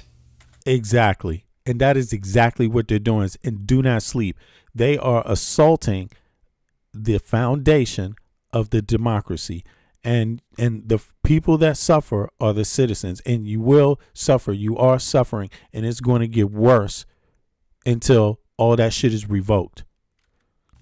And that has to be issue number one. So I appreciate in past interviews they're bringing up like, hey, you said this thing, you said this crazy thing, you said, Biden has a third butt cheek. Like, what? Why were you saying all? That's exactly the kind of dumbass things they're harminating. So your life is so serious. You're supposed to be voting for the person that's talking about health care, the person that's talking about education, the person that's talking about fair wage for fair day's work and union jobs, a person that's talking about these kind of things, right? Infrastructure in the country, energy, diversifying energy, which is security. All these things I mentioned, health care, education. Fair day's work for a fair pay union, right? And just all of those things are security, energy, gas, electricity. All that's about security. All those things are key to every citizen's life, to how you experience life, to your happiness. Those things are directly connected to your smile and your frown, your health and your sickness. That's how you translate those things. And these people have gone totally against it. And you cannot be happy and you cannot be healthy if you allow them to do that. Like, that's the outcome. All of that. And it's interesting to hear her answer those, but she should be pressed on the most important, which is she participated in a series of lies after Trump lost the 2020 election. She's on tape saying we can't allow the peaceful transfer of power. And then indeed, for the first time in American history, we didn't have a peaceful transfer of power. And she has never come around on that issue.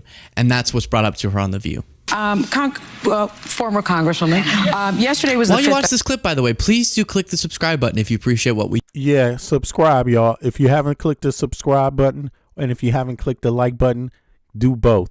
Right now, I can see it's like almost 300 people watching. Yo, let me get 100 likes, y'all. Those of you that haven't clicked the like button yet, please do that. Please do me that favor. It helps more people get into the stream.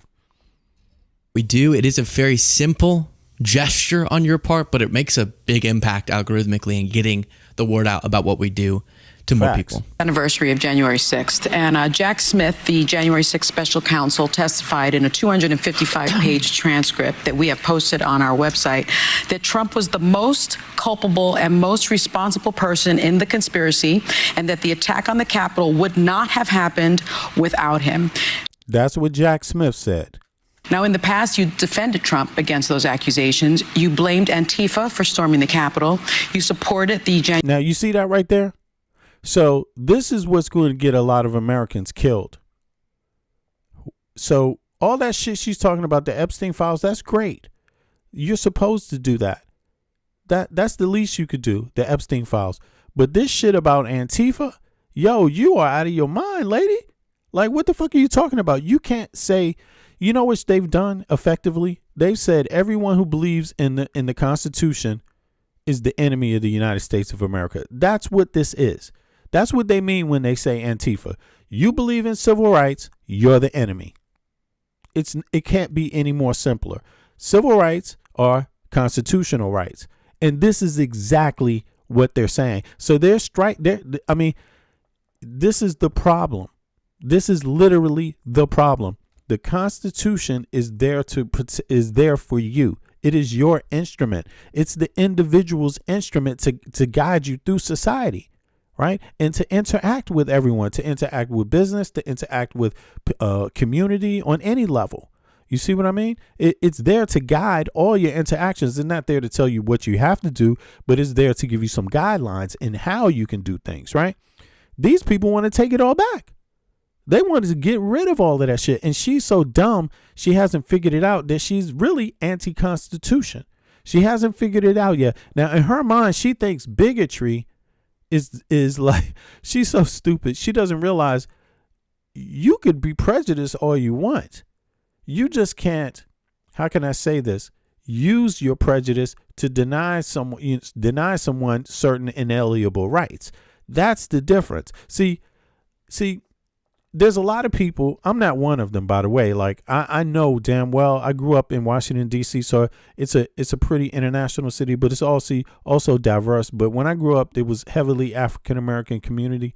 But even within that community, it's like judging people. Nah, there's some level where people not going to go, you know. And so I grew up I went to a diverse school, and I lived in a diverse community. And I come from a family that has strong ties in the civil rights.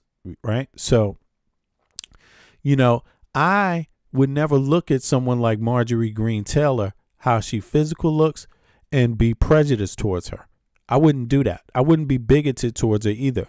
You see what I'm saying? Like, flat out, I wouldn't be.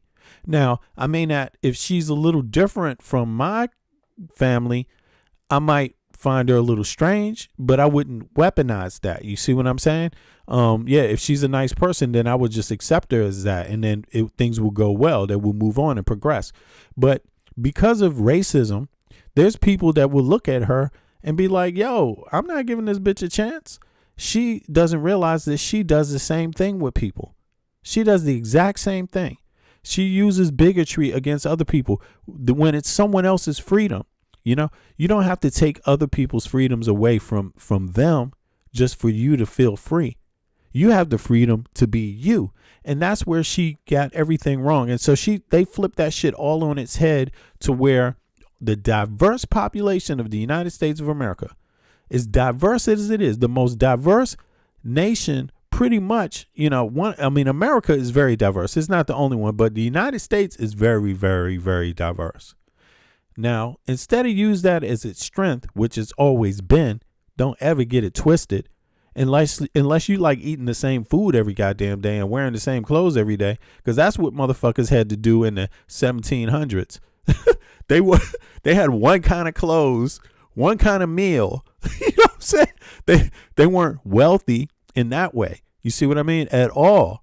Now everybody's wealthy because you can pick whatever food you want to eat by ordering it any day of the week. You can wear any goddamn clothes you want, any style you want. You can drink. You have so much abundance of different opportunities. That is wealth. That's wealth, right? In one way, right? She wants to turn all those things into a bad thing.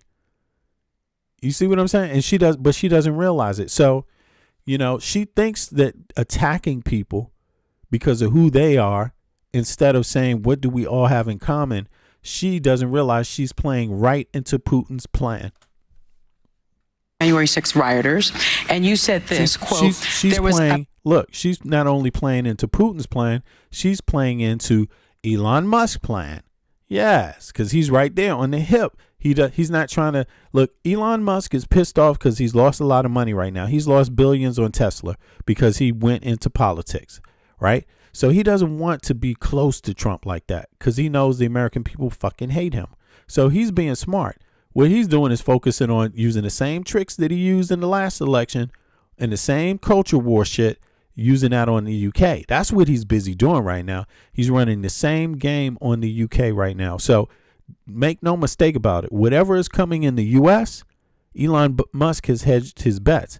He wants to have power. He's pushing this ICE thing. He's not trying to do it right now, but he's trying to push for the same policies in the EU. But the truth is that he wants ICE to shake down all Americans. He's up for the military shaking down all Americans. He's up for you losing all your rights. He's up for getting rid of the Constitution, the Bill of Rights. He's up for that. He wants to turn machines, all the jobs. He wanted to go to AI and into fucking robots. I mean, you should be goddamn worried. It's a security concern. That is a national security. Elon Musk in himself is a national security concern. He would not care if you die. And her hypocrite ass, she's acting like somehow she's not feeding into it by doing the same game. She hasn't realized it yet. They use that culture war shit to divide people. If people are divided, they can steal the money. They can steal everything else. That's the first thing they need. And that has worked like a charm in the United States of America, in part because we're very diverse, but also because we didn't do anything to quell it. We didn't do anything to quell it because they use freedom of speech as a weapon. You see what I mean? The EU spotted this shit. They spotted it and they were like, no, we don't want this kind of election interference. With the United States, what's happened in the United States is you have had election interference, and any place can get caught up in it if you don't recognize the threat. And this is how you got this regime in power. And this regime means harm. It means harm. It does not mean uphold your civil rights. It does not mean we work for the American people. It does not mean that we need to be concerned about every American citizen and making sure that everyone is doing well. No, it doesn't mean that at all. It doesn't mean let's make sure all American citizens have health care. No, it don't mean that. It doesn't mean let's make sure all American citizens can get an education if they need it, which everybody needs. No, it doesn't mean that. Doesn't mean, it means classism in the United States of America, unfortunately. And Elon Musk is part of that game. Trump is part of that game. Marjorie Green Taylor is claiming to be like the one who's going against the beast. No, you're not.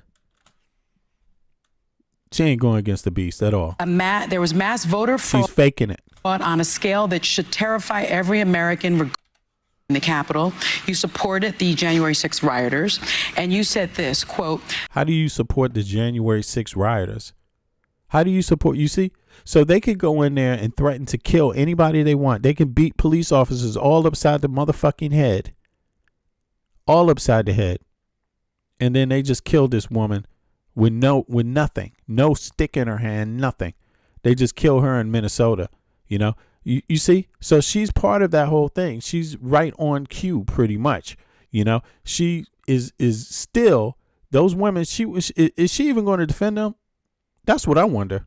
I mean, it's two gay women. Do you think did Marjorie Green Taylor make a comment about that? What happened in Minnesota yet? Maybe I missed it. But let me know if you heard her make a statement, a public statement about the shooting. Let me know. Did she take a side? As a matter of fact, hold on 2 seconds. I'm about to get back to the ICE thing. 2 seconds. I just wanted y'all to hear Marjorie Green Taylor real quick. But let me just ask one question here.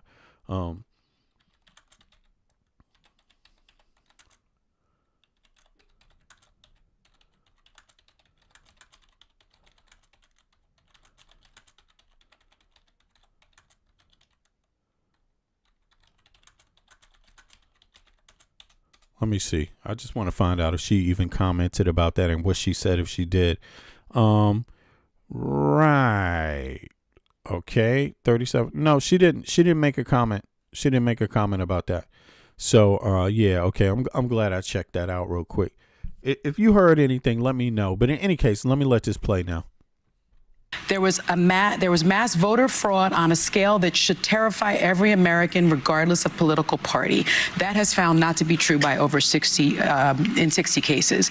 So right. So Trump is sharing that. Trump is like voter fraud. He's going to crack down. Listen, they already cracked down on the mail on the post office. Did y'all know that? Did you know they cracked down on the post office? Oh, yes, they did. Listen, time stamping. You remember Trump was talking about this timestamp thing and he wanted to tighten it all up. Well, guess what? When you vote by mail, you need a timestamp, right? Yeah, because before it would be counted as long as you delivered it to the post office on time, according to that times. So in other words, if you had until 8 p.m. to vote on Thursday and you got it there at 7:55 on Thursday and gave it to them, you get a timestamp, a date, and a time, and then that would be counted as a vote. That's done, y'all. That is done. They went after the post office, and they changed something in there. And now the timestamps are not going to be done by when you deliver them. They're going to be done. Most of them are going to be done by when they just process them. You see what I'm saying? So they found a way to kind of get in there. Now, it could go to the Supreme Court. Maybe it will get shot down. Maybe something like that. Keep in mind, anything that they do this year in 2026 is likely to not go through the Supreme Court. So whatever they try likely will be upheld by the lower courts. Maybe it will go through the lower courts first, or the Supreme Court, and then it will have to hold there wherever they decide there, and then it won't make it to the Supreme Court because obviously you're not supposed to be tinkering around with shit on an election year, right?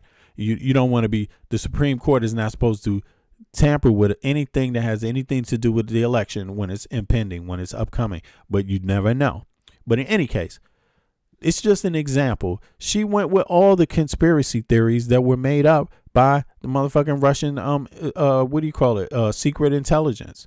You see what I mean? Russian intelligence is the one that came up with these little talking points and everything. Like, seriously, you don't believe that Trump, don't be so easy to believe that Trump is just so naturally thinking of this stuff. Or no, this is a plan. Like, a better theory is that this is a plan, well constructed, written down all the parts with other people that know the parts that can keep. Trump knows it, but he can't remember it all. So he gets reminded and instructed and instructed. And at this point, he's just so whacked out. He's likely just being instructed. You see what I'm saying?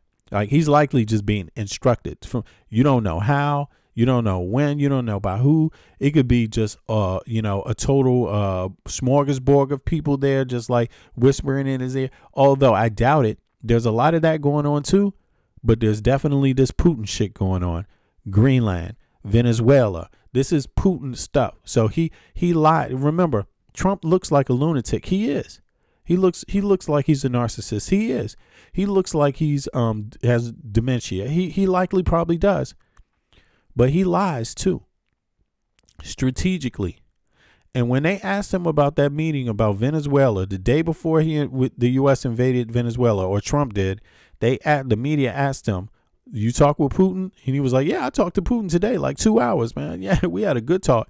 Next question: Did you talk about Maduro or Venezuela? No, that's exactly what he said. No, you see, so that's a goddamn lie. You know that's a lie. You see, because he would never go into Venezuela. That would definitely be something Putin would want to talk about. You see what I mean? So what does that imply? That implies that deal was already made in advance. That's why it went so fast. So that's part of a deal that they made, this flip-flopping. Trump gets the United States. So in other words, Putin sold out a Maduro, and the favor Trump is going to do is go after Greenland. You see what I'm saying? Like, it's a trade-off. Putin wants him to do that so that he can draw the NATO away from Ukraine, or attempt to, but it ain't going to work. But in any case, Marjorie Green Taylor goes into all the conspiracy theories that actually harm everybody. You see what I'm saying? Like, that actually get people to believe the lies that are problematic, and keep people going along with this bullshit. Oh, sorry. Hold on. Now that you are the new Marjorie Taylor Greene, do you still believe that those things that you said in the past? Well, first of all, I'm the same Marjorie Taylor Greene, and I can tell you with authority. So that means culture wars. That means she's for ICE, so she doesn't know the plot with ICE. She doesn't connect the plot with ICE. So therefore, she really is still supporting like Elon Musk and Trump and all these motherfuckers, because they see the American people as dangerous, because the American people are the only population in a democratic Western society that have these gun rights. The citizens of the United States of America have more guns than the citizens of Russia and China put together. You got to understand that. Yes, not everybody is allowed to have guns like American citizens, but you got to understand the oligarchs fear that. And so they're trying to starve, in theory, they would try to starve you out, fuck up your economy, make you very, very desperate. And then what would then, beat you down, do these kind of things, jail people, suppress people. But what do you think the next thing would be on their list?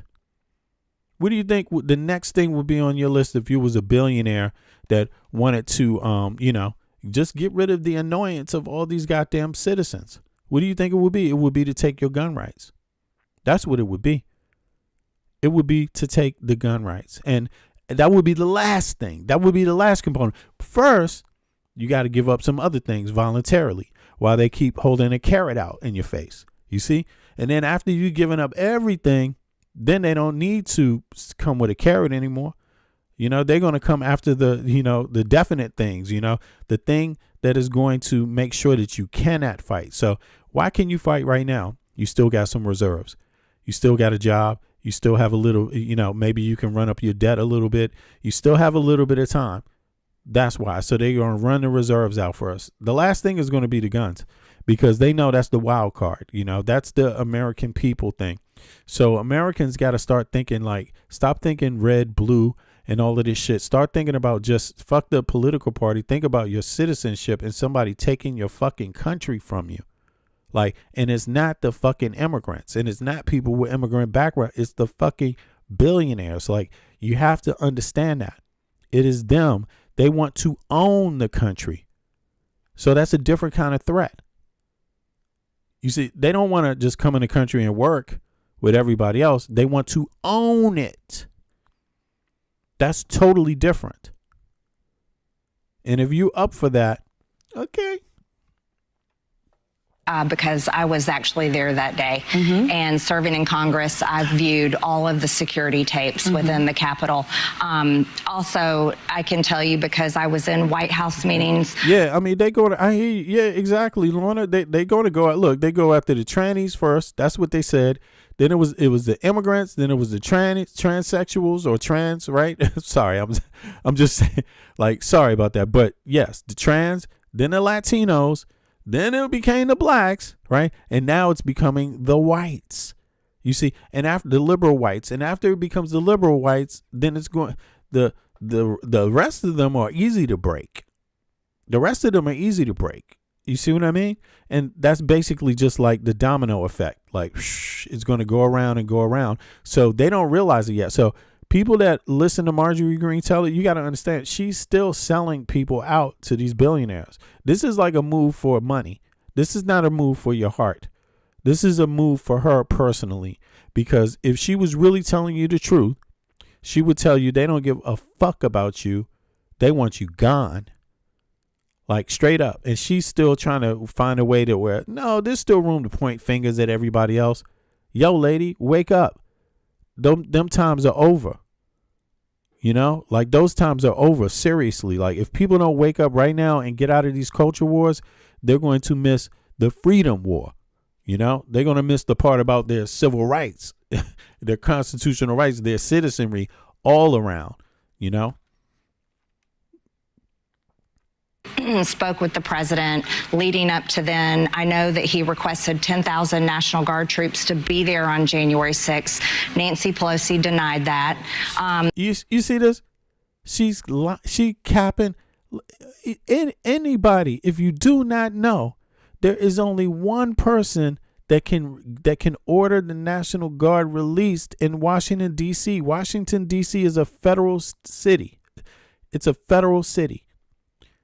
That means, unlike every other place except two in the country that are territories, like the territories, Trump can order the National Guard. He's the only one. There's no one else that can do it.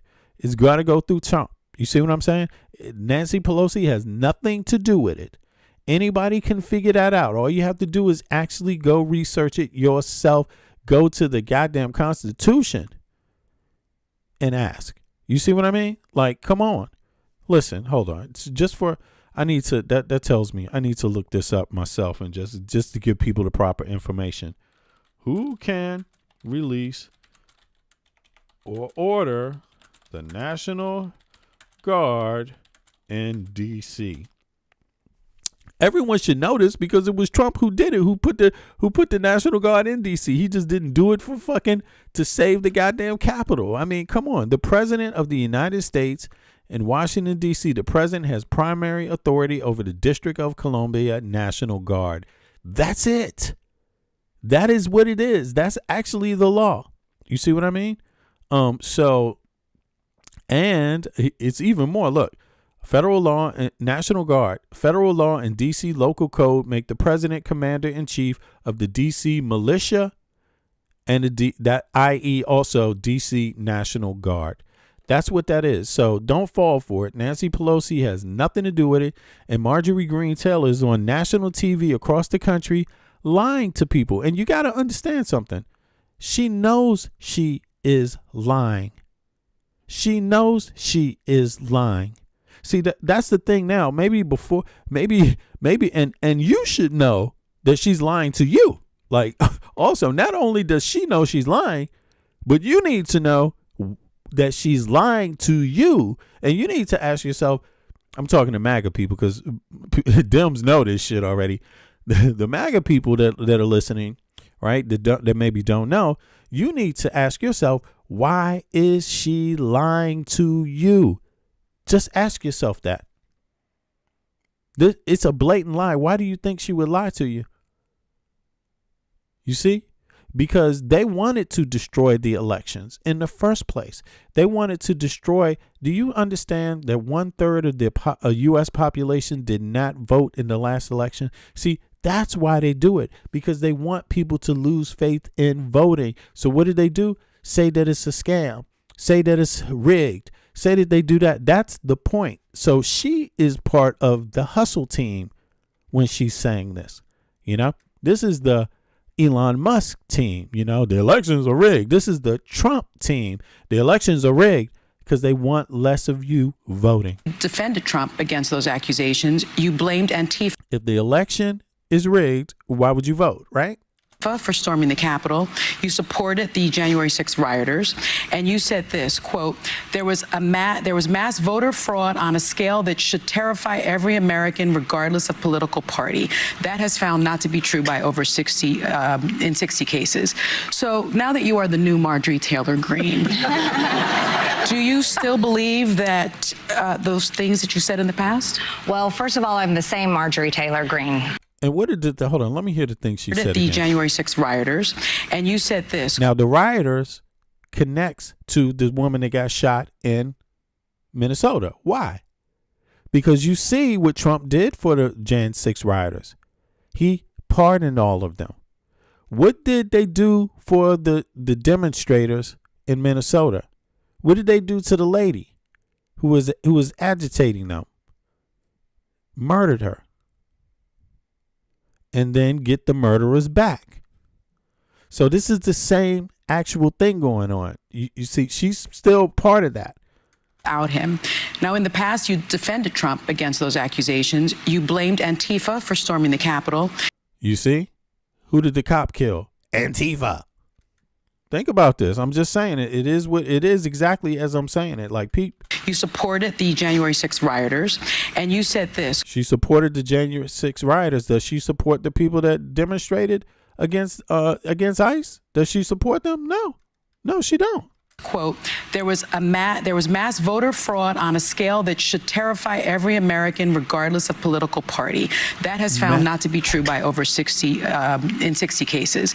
So now that you are the new Marjorie Taylor Greene, do you still believe that those things that you said in the past? Well, first of all, I'm the same Marjorie Taylor Greene, and I can tell you with authority because I was actually. So she's hoping to align herself with the scammers, with Elon Musk. That's what she's doing. She's just trying to position herself within the same structure.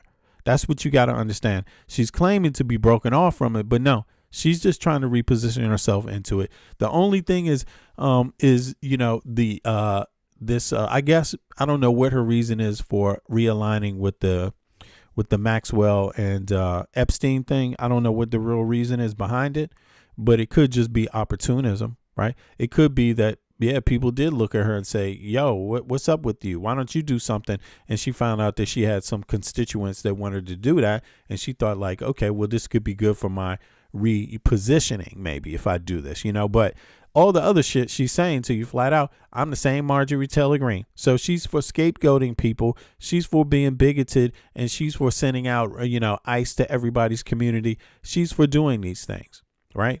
She's for doing these eye candy things. These are eye candy things. These are not things that have anything to do with the comprehensive building and improvement of the United States of America. These are distractions. That's what they are. You see what I'm saying? So, yeah. What do you get when you got a bunch of people out there giving distractions all the time? What do you have? You have what you have now. You lost your health care under those distractions. People about to lose their house. People are up in debt. People lost their jobs over that distraction. Yeah, a whole lot has happened. People are they about to not even want to make fucking vaccines now. You know, like a lot of stuff. So yeah. There that day, and serving in Congress, I've viewed all of the security tapes within the Capitol. Also, I can tell you because I was in White House meetings, spoke with the president leading up to then. I know that he requested 10,000 National Guard troops to be there on January 6th. Nancy Pelosi denied that. You see? So anyway, she's garbage, as you can plainly see. So back to what I was saying. She's against Antifa. She told you that. What is Antifa? Antifa is people that just stand up for their goddamn civil rights when the law is breaking them. That's what Antifa is. Okay. It's a general term for civil rights advocate. Okay. That's what that means. Antifa means civil rights advocate. Okay. That's who they have a problem with. Civil rights advocates and civil rights, So when your rights get violated, they don't want someone coming along and pointing out how the Constitution and your civil rights were violated. They don't want that. You're being made to be the enemy now. Why would you be made to be the enemy? Obviously, so they could go around violating everybody, more people's civil rights, so they can kill people with impunity, so they can do whatever they want to do. I mean, industrial military complex. This is how you got to start thinking. You see what I mean? Authoritarian industrial military complex. That's not a safe place to be. That's an oppressive place to be. So, in any case, back to where I was at earlier with the point of these people running around here, ICE, right? So let's check that out again.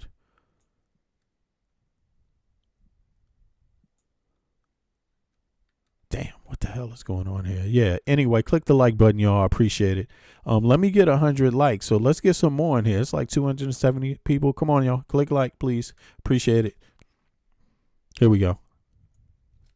9 days old and already here in the new year is just 9 days old, and already here in the United States it is evident that the Trump administration now feels so confident in power that it is willing to lift the veil and be clear about precisely what it believes. Out is the rule of law. I don't need international law. That's an actual quote from the President of the United States in an interview with the New York Times this week. He says he will be guided only by his own morality. In is a bully. He's guided by only his own morality. So listen, if he's not guided by international law, right, and he says he's guided only by his own morality, what does that mean about the national law? What does that mean about the Constitution? Militaristic, territorially expansionist America on the world stage, and domestically, as we've reported before in this slot, continuing moves to turn the country into a police state.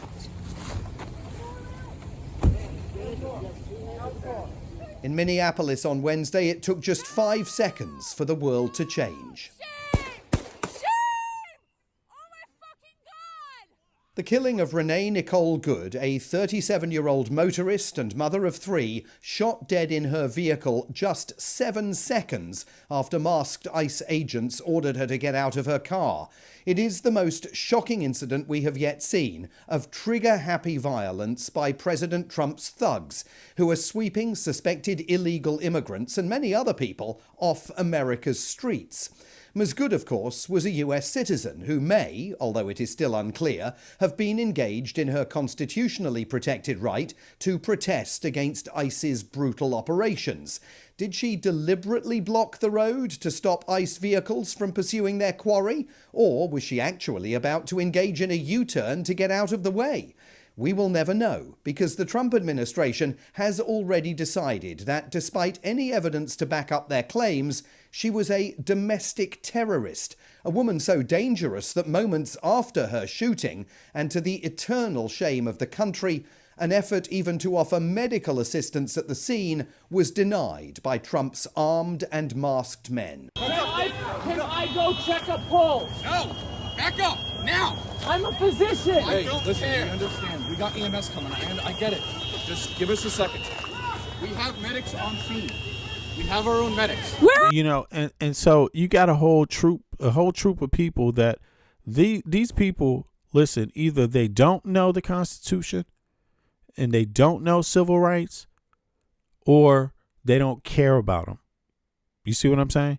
But this scene here, the interaction with the ICE agents, their commentary, the things they're saying, how they're handling this situation, you have to understand something. This right here is everything wrong. They did every single thing wrong. And if this is going to be the motherfucking standard for how they behave, everyone is in trouble. You know, now of course, you know, you got to understand something. The cultural aspect of it was behind them right now, their actions right now, right? You know, because there's different aspects to it. ICE is one aspect to it. The economy is another aspect to it, right?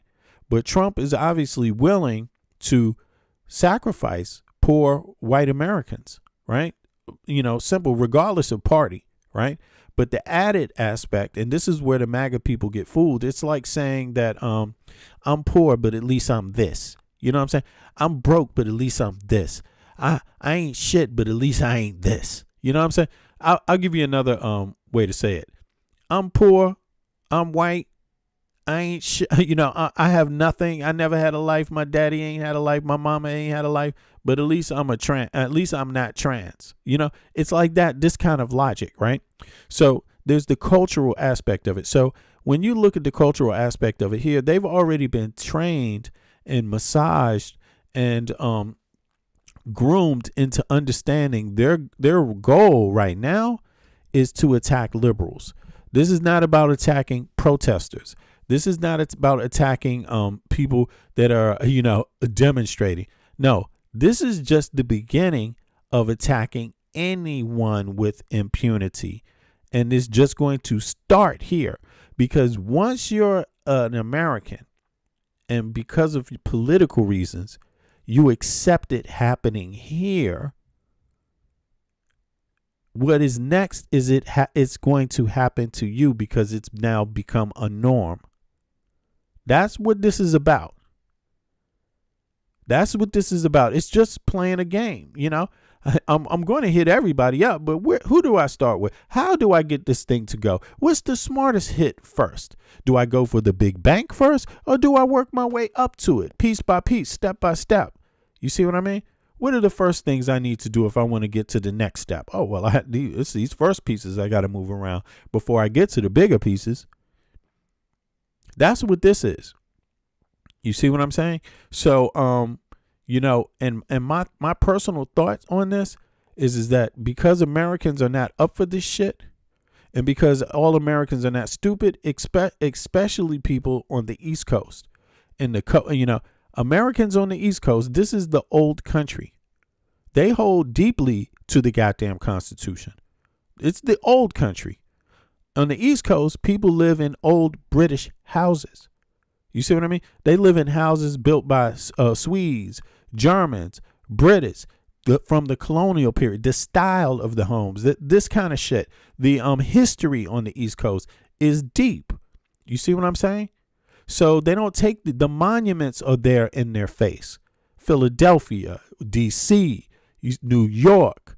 You see what I mean? We have these monuments across the country. New York, I think George Washington's base, I think one of his bases was goddamn Fort Greene Park, I think, if I'm correct. Fort Greene Park. Am I correct? Any New Yorkers out there? I think so. French, Dutch. Right, exactly. So it was made in the colonial period. So people, you know, believe in the Constitution. You know what I mean? And people believe in gun rights too. And I'm just saying, leading up to this, you know, I believe strongly that Trump understands that they're just like they're trying to draw out civil rights activists.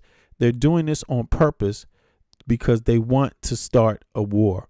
You know, it's not accident. They want to start it. That's what Trump is looking for. He's looking for that. Like, so he's trying to push the buttons to make people say enough is enough. You're violating our fucking civil rights every day. And you see what I mean? So he's giving people an alternative. Either stand up against this tyranny or stay silent. So that's the moment that the U.S. is in right now. But it's in this moment at the same time, it is in this moment right here. It's in this moment where the U.S. doesn't know what its trade law is, and its allies are making deals with everybody else so their economies stay strong. That is not what's happening in the U.S. right now while you're losing jobs, while you're creating chaos, while you're kicking out immigrants, while you're doing all of these things. That's the opposite.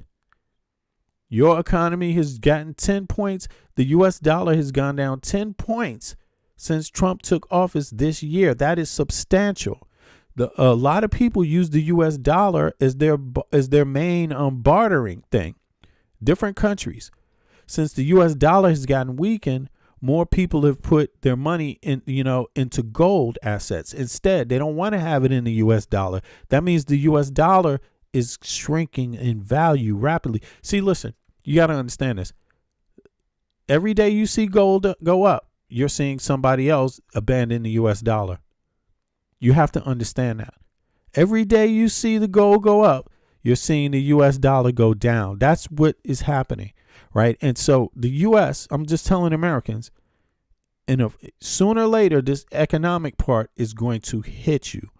And that will equal no food on the shelf, no products. Like, things are going to be bad. You may not want to wait. You may not want to wait. Like, get on your ass and get these Congress people and these senators, every single fucking one of them.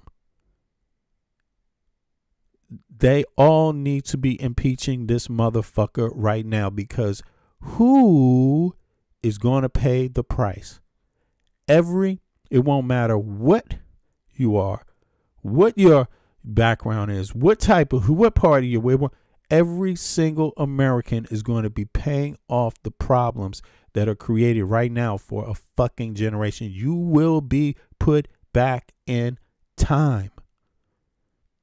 You will be put back in time over this. Like, this is not a joke. This is a major surrender of the United States of America with Trump as president. It is a surrender to the world. That's what this is. He might be able to pretend like it's going great for him. He might be able to do that, but it's just going bad for everybody else. Every average person is fucked, Every average person is fucked over this. Year is just 9 days old, and already here in the United States, it is evident that the Trump administration... with a legitimate law enforcement operation in the United States of America. What that headline leaves out is that woman is part of a broader left-wing network to attack, to dox, to assault, and to make it impossible for our ICE officers to do their job. That woman, again, her name was Renee Nicole Good, and the vice president dragged it through the mire, accusing her without any evidence of being a member of a network of underground far-left radicals conspiring against the government. He went so far as to claim her behaviour justified being shot.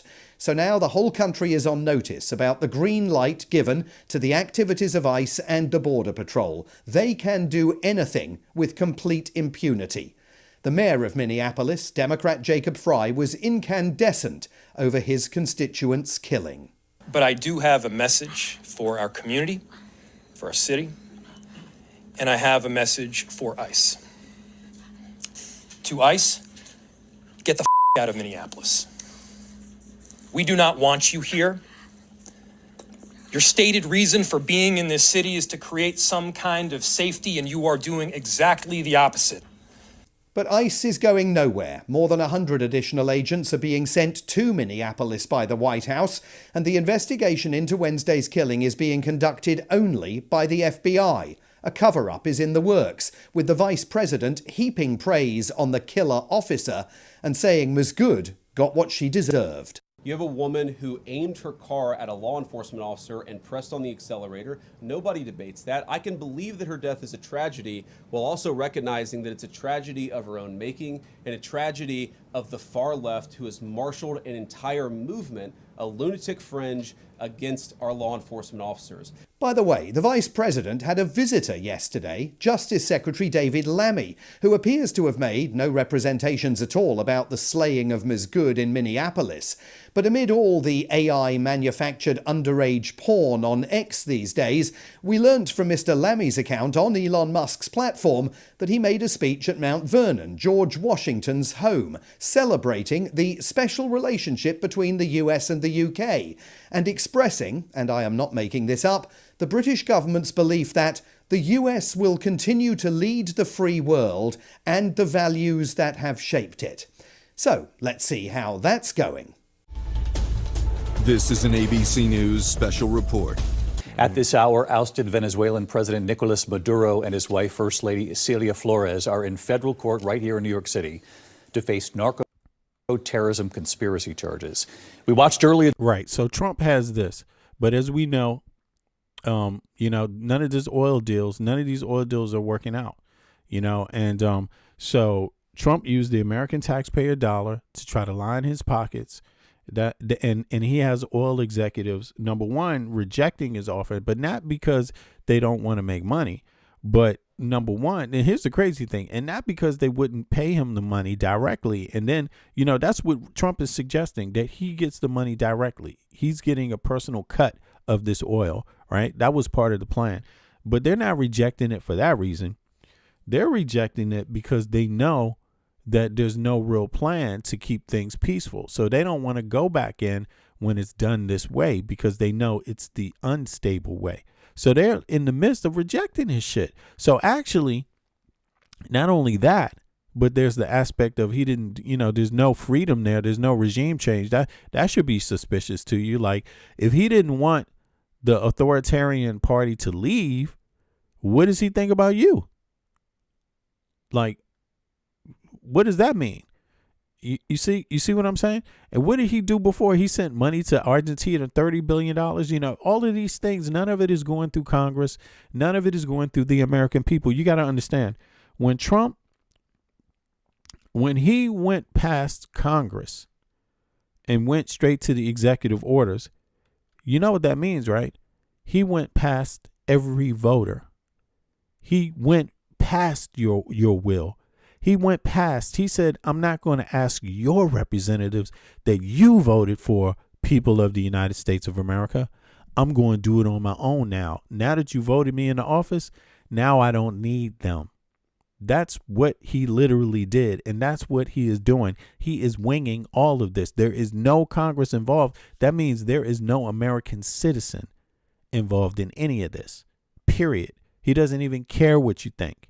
Not about Greenland, not about Venezuela, not about these tariffs, not about trade, not about the cost of goods. He does not care, And no, it's Congress is sitting there like, duh. That means he got some of them paid off. You got to think of it like that. The U.S. has $29 trillion a year GDP. And how much of it is going through these billionaires, and Elon, and one of the billionaires is the richest man on earth. You could pretty much know that some of them are being bought off. You can pretty much know. You may not know how, but it is pretty ridiculous at this point to have too many that just can't say impeach at this moment. Like, that should be a sign that something is not right. Something is wrong. You see what I mean?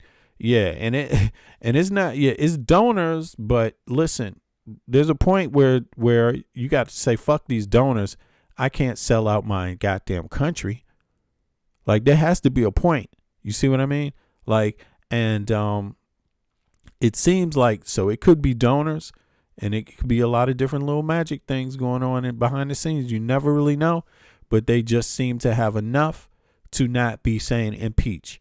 And we're going to find out what it's really about, in terms of this citizenry thing, when we start hearing these people say impeach. Right now, as long as they're not saying impeach, that means they okay with a certain percentage of people fucking dying.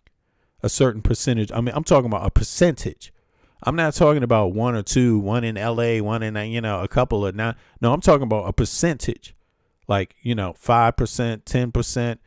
15%, 20%, like seriously, I'm just saying, maybe don't quote me on that. Of course, that data hasn't been confirmed, but it's going to be a percentage, because it's very simple. The dollar went down a percentage of people got fired. You see what I mean? A percentage of people having motherfucking masked men running around their goddamn neighborhoods. A percent, we talking about these are good percentages. I don't know exactly what they are, but these are big percentages. There's some major activity going on. You see what I mean? It's major motherfuckers going in there denying a big percentage of people won't be getting health care, and a big percentage of people are paying double and triple as of the beginning of this year.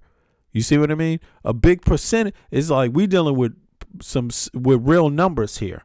So I don't know how many people can experience pain and enjoy pain, but in my book, you usually, if you're not doing anything, a wise thing to do would be get up and do something before it's too fucking late. Like, seriously. And I'm not going to, because I know people tend to go back to the same people.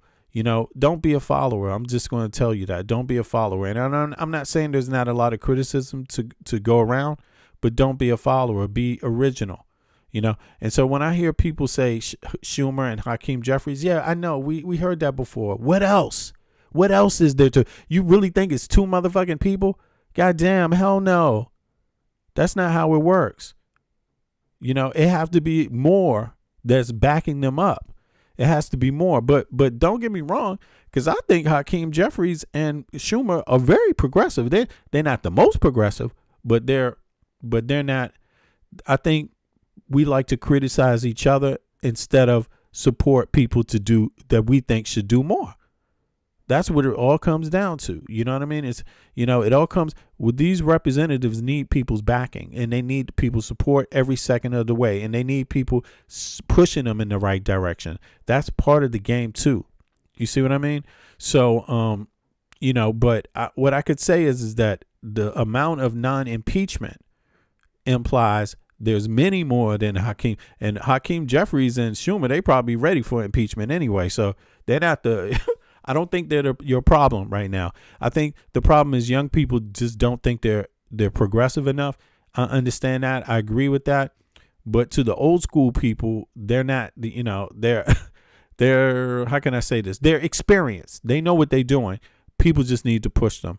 But then again, they're just politicians. They're not made to be permanent, and I don't like the permanency. I don't think there should be this career politician stuff. I think that should be civics in high school, civics in college. I think people need to have free school, free higher learning. You should be able to take as many civics classes as you want for free. That's what I think. And once you have that, then a society where everybody understands their civics, then you have better politicians. I think that's how it works. You see what I mean?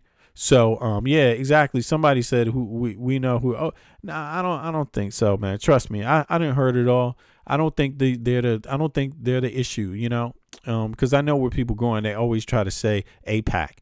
Listen, Israel does not control the United States of America. Just, you better believe that. These politicians have a lot of other donors. They have a lot of other people throwing money at them. You know what I'm saying? We don't need to spookify this shit. You know what I'm saying? Like, we need like I'm telling you, just like, trust me, there's more out there. Don't stop right there at the door of Israel looking for donors. You know what I'm saying? So, yeah. But then again, this is a Putin talking point. Don't ever forget that. The anti-Semitism has been heavily promoted by Putin.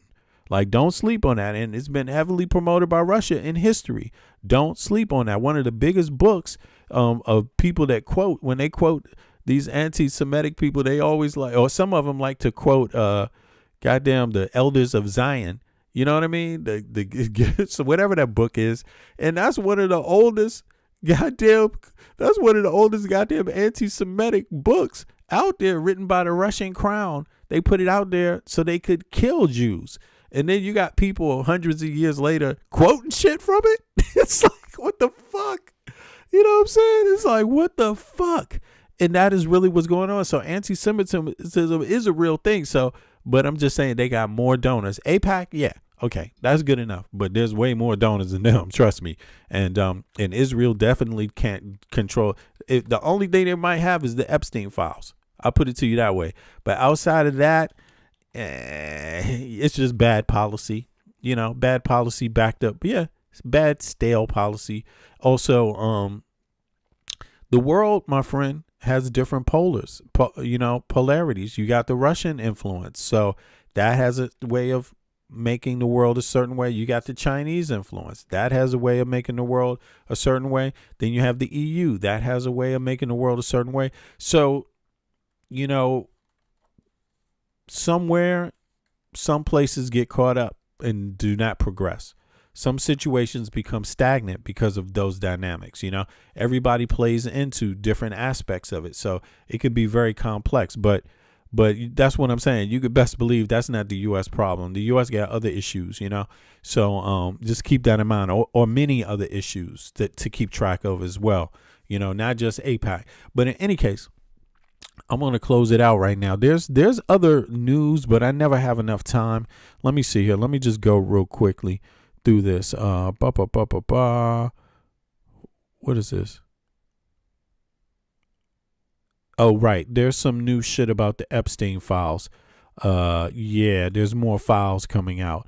I'm going to get up on that tomorrow in the next 24 hours, y'all, because I want to just prepare a few things. But I appreciate everybody for coming out. Listen, I want you to understand that what I'm saying is I'm saying things from my heart. I don't have to be right. I can also be wrong. But you best believe one thing for sure. The things that I'm saying are from my heart. You see what I mean? And so that you can bet on. Now, but as far as people that agree with what I'm saying, right, and understand that part of it too, spread the word, because, and I'm not talking about my podcast.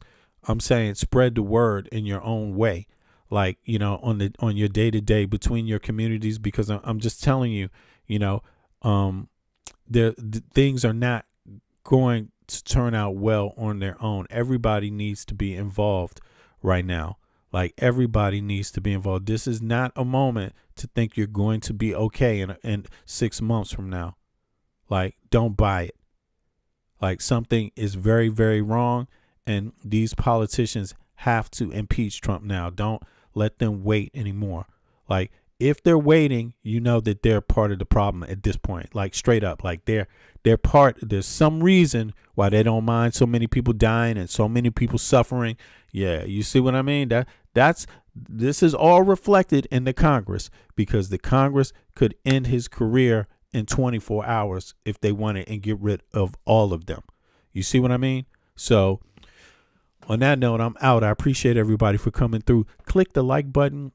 If you haven't clicked the like button, subscribe. Those of you that never been to my channel or haven't subscribed, hit the bell if you want to catch some of the impromptu lives that I do, because I don't always go on a schedule. I'm usually here at this time, same back channel, but sometimes I flip it up, and sometimes I may have more than one stream in a day. So I appreciate everybody, okay? No matter where you're from, what cities you're from, or where you're from in the world. Listen, one other thing. I want to encourage people right now. Let's focus on getting rid of Trump. Let's not focus on the culture wars. Let's try to focus for a little bit on the fact that we're all equals, we're all the same, and we all want the same thing. You see what I mean? Let's not focus on things that divide us right now. Like, seriously. And let's not focus on grievances, old grievances right now, past grievances. Let's focus on that we all agree this guy's a fucking problem. And until we get rid of this administration, the other problems can, not all of them, but you get what I'm saying. Like, let me give you a better idea. Everyone may not identify as something, but that's not a problem for me. You see what I'm saying? Like, your identity is not a problem for me. Your political philosophy is not really even a problem for me, as long as we can agree that that Trump is a danger to the country and that these people with him are a danger. If we can agree on that, the other shit I don't even care about. I don't care what it is. I don't care what it is. We need to solve this problem right now, and learn from how we got this problem. Like, seriously. Yeah. And the reason why I'm saying this is just to let people know, and so you don't have to guess too much, is that sometimes I watch the chat and I don't like, and I'm not talking about today. So just in case anybody's thinking that, just sometimes in general, I can see, I've seen maybe some things that are said that go back into culture war. And what I'm saying is that it's like I would like to avoid that. I would like to avoid it as much as possible, to just focus on the facts about this regime and the facts about our lives as Americans, and the facts about and the facts about the economy, the facts about how our foreign policy is going down the tubes, the facts about how other people really in the Western world have a better life than Americans, the fact that other people in the Western world have more security than Americans. I really like to focus on that. And outside of that, I don't care what your ethnicity is. I don't care what your identity is, because let's be honest, those things are pretty much trivial. They're not special. You see what I'm saying? Right? Everybody got an identity. Everybody got something special about them, right? That's not special. Being special is not special. You know what I'm saying? What would be great, however, is if everybody could have access to education. Everybody had some security. Everybody had access to health care. Everybody had the right to a job that pays at least their motherfucking bills. And you know what I'm saying? So they can, these kind of basic things. You see, I think we need to focus on that. And I'm just saying, so please, if we want to refer to people, let's just try to make sure we remain respectful. In any case, I appreciate everybody. I'm out, and I'm gonna catch you guys at the same time tomorrow. Be blessed, and remember to love and care for each other, and don't be fooled. Loving and caring is good medicine, and it's the medicine that's going to free us. And to those that can receive it. To those that can receive it.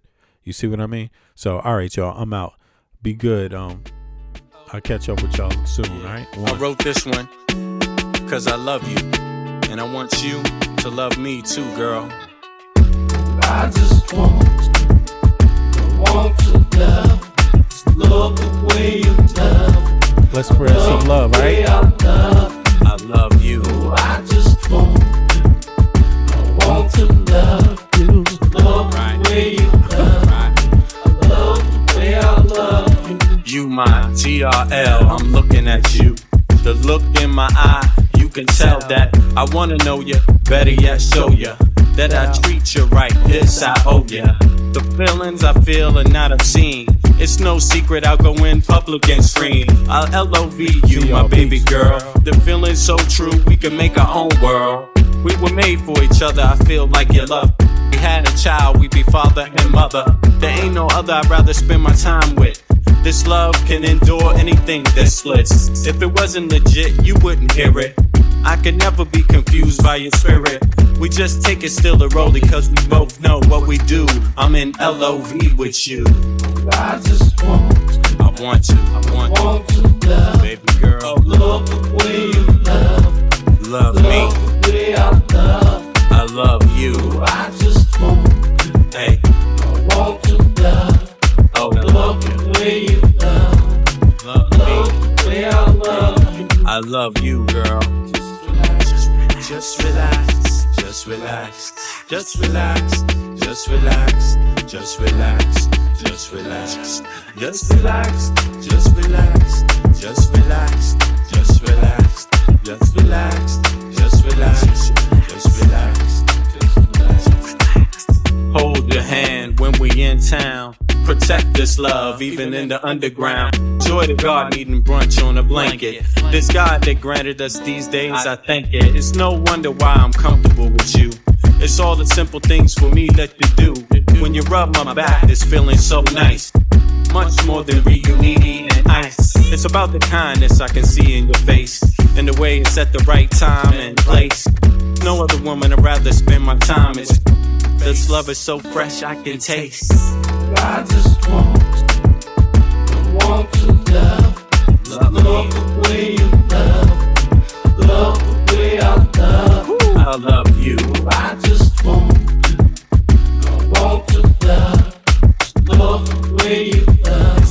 at you. Love the way I love you. I love you.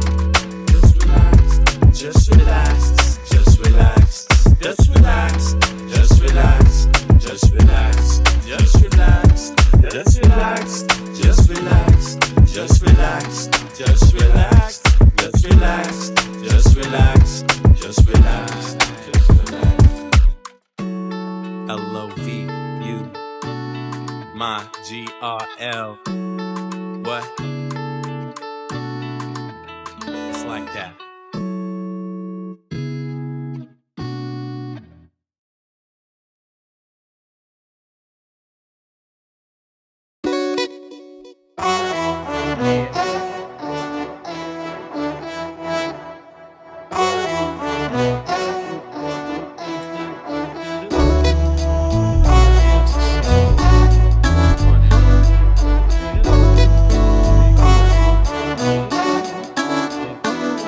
Can you feel it? Nothing can save ya, cause this is the season of funky behavior. I came to relax your mind, you can recline. On what? On this here rhyme. I like the style, I'm staying for a while. It helps me show cats that I'm versatile.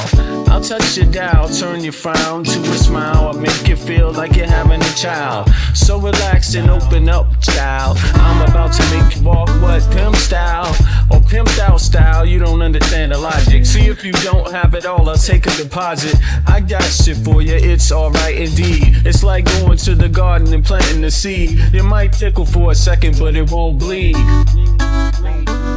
So just relax, just hear a dope cry. The vibes is real nice, everything is real fat. You don't have to do work, we do that. It's the type of place where you can wear your hat. Just relax, and just hear a dope cry. The vibes is real nice, everything is real fat. You don't have to do work, we do that. It's the type of place where you can wear your hat. Your Just entertainment, relax. at the same time edutainment. In other words, you could call it bent. What I'm saying is that I'm here at your service. It's hard work, but then again, I deserve this. I'm helping people enjoy their spare time. I'm like an instructor when I'm doing my rhyme. Relax and just hear the dope track. It's really not all that, it's not like a gag. We like that when everything is relaxed and chill. You don't have to get fucked up or take pills, cause I like being myself, it feels good. Yo, it makes my meals taste good. It makes my meals taste good. It makes my meals taste good. It makes my meals taste good. So just relax. It's your dope cry. The vibes is real nice, everything is real fat. You don't have to do work, we do that. It's the type of place where you can wear your hat. Just relax and hear a dope cry. The vibes is real nice, everything is real fat. You don't have to do work, we do that. It's the type of place where you can wear your hat. Just relax. My mind state, now balloon, it won't inflate. Just take the buzz, it's much wiser, kid, fuck the shade. And take it to a lower level, and dig a ditch for the devil. Got some more kids and pass the shovel. Dig a hole, take them on a spiritual roll. Lyrics unfold, either that or unroll the scroll. Episodes keep reoccurring and stifling. People's vision get blurring, their hearts start murmuring. I'm about 5 times iller than a Sherman. Introspection is God's gift to the miracle. I freak material, lamb's milk without the cereal. When MCs say your booty, they mean venereal. Your fake material hip-hop killers, they more faking than fucking Michael Jackson and Thriller. The status of a hoe, Quanto Costa. They wanna know how much it costs, kid, I bet for keep tell So me just relax and just hear a dope cry. The vibes is real nice, everything is real fat. You don't have to do work, we do that.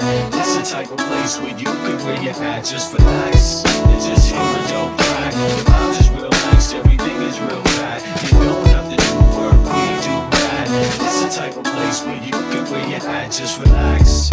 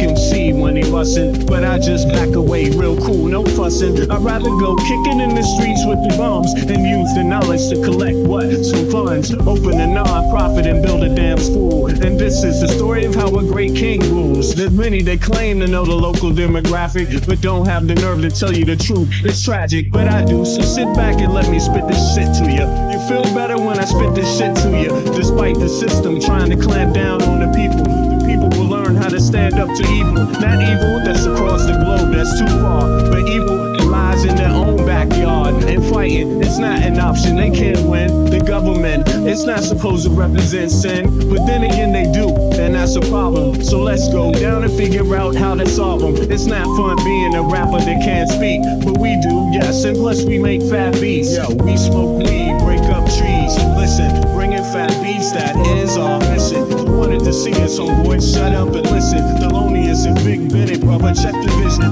Mentalities of different realities. Enter the Star Trek room when you hear the boom. I be the Walkman with the super bass. Automatic stop, yes, stereo cassette player. With the delayer, freaky lyrical sprayer. Extraterrestrial rhyme sayer. I be the poetical VIC/master of the ceremony. Tenderoni, won't you come step with me? I'm on a historical journey. Kinda like Sigourney, implore me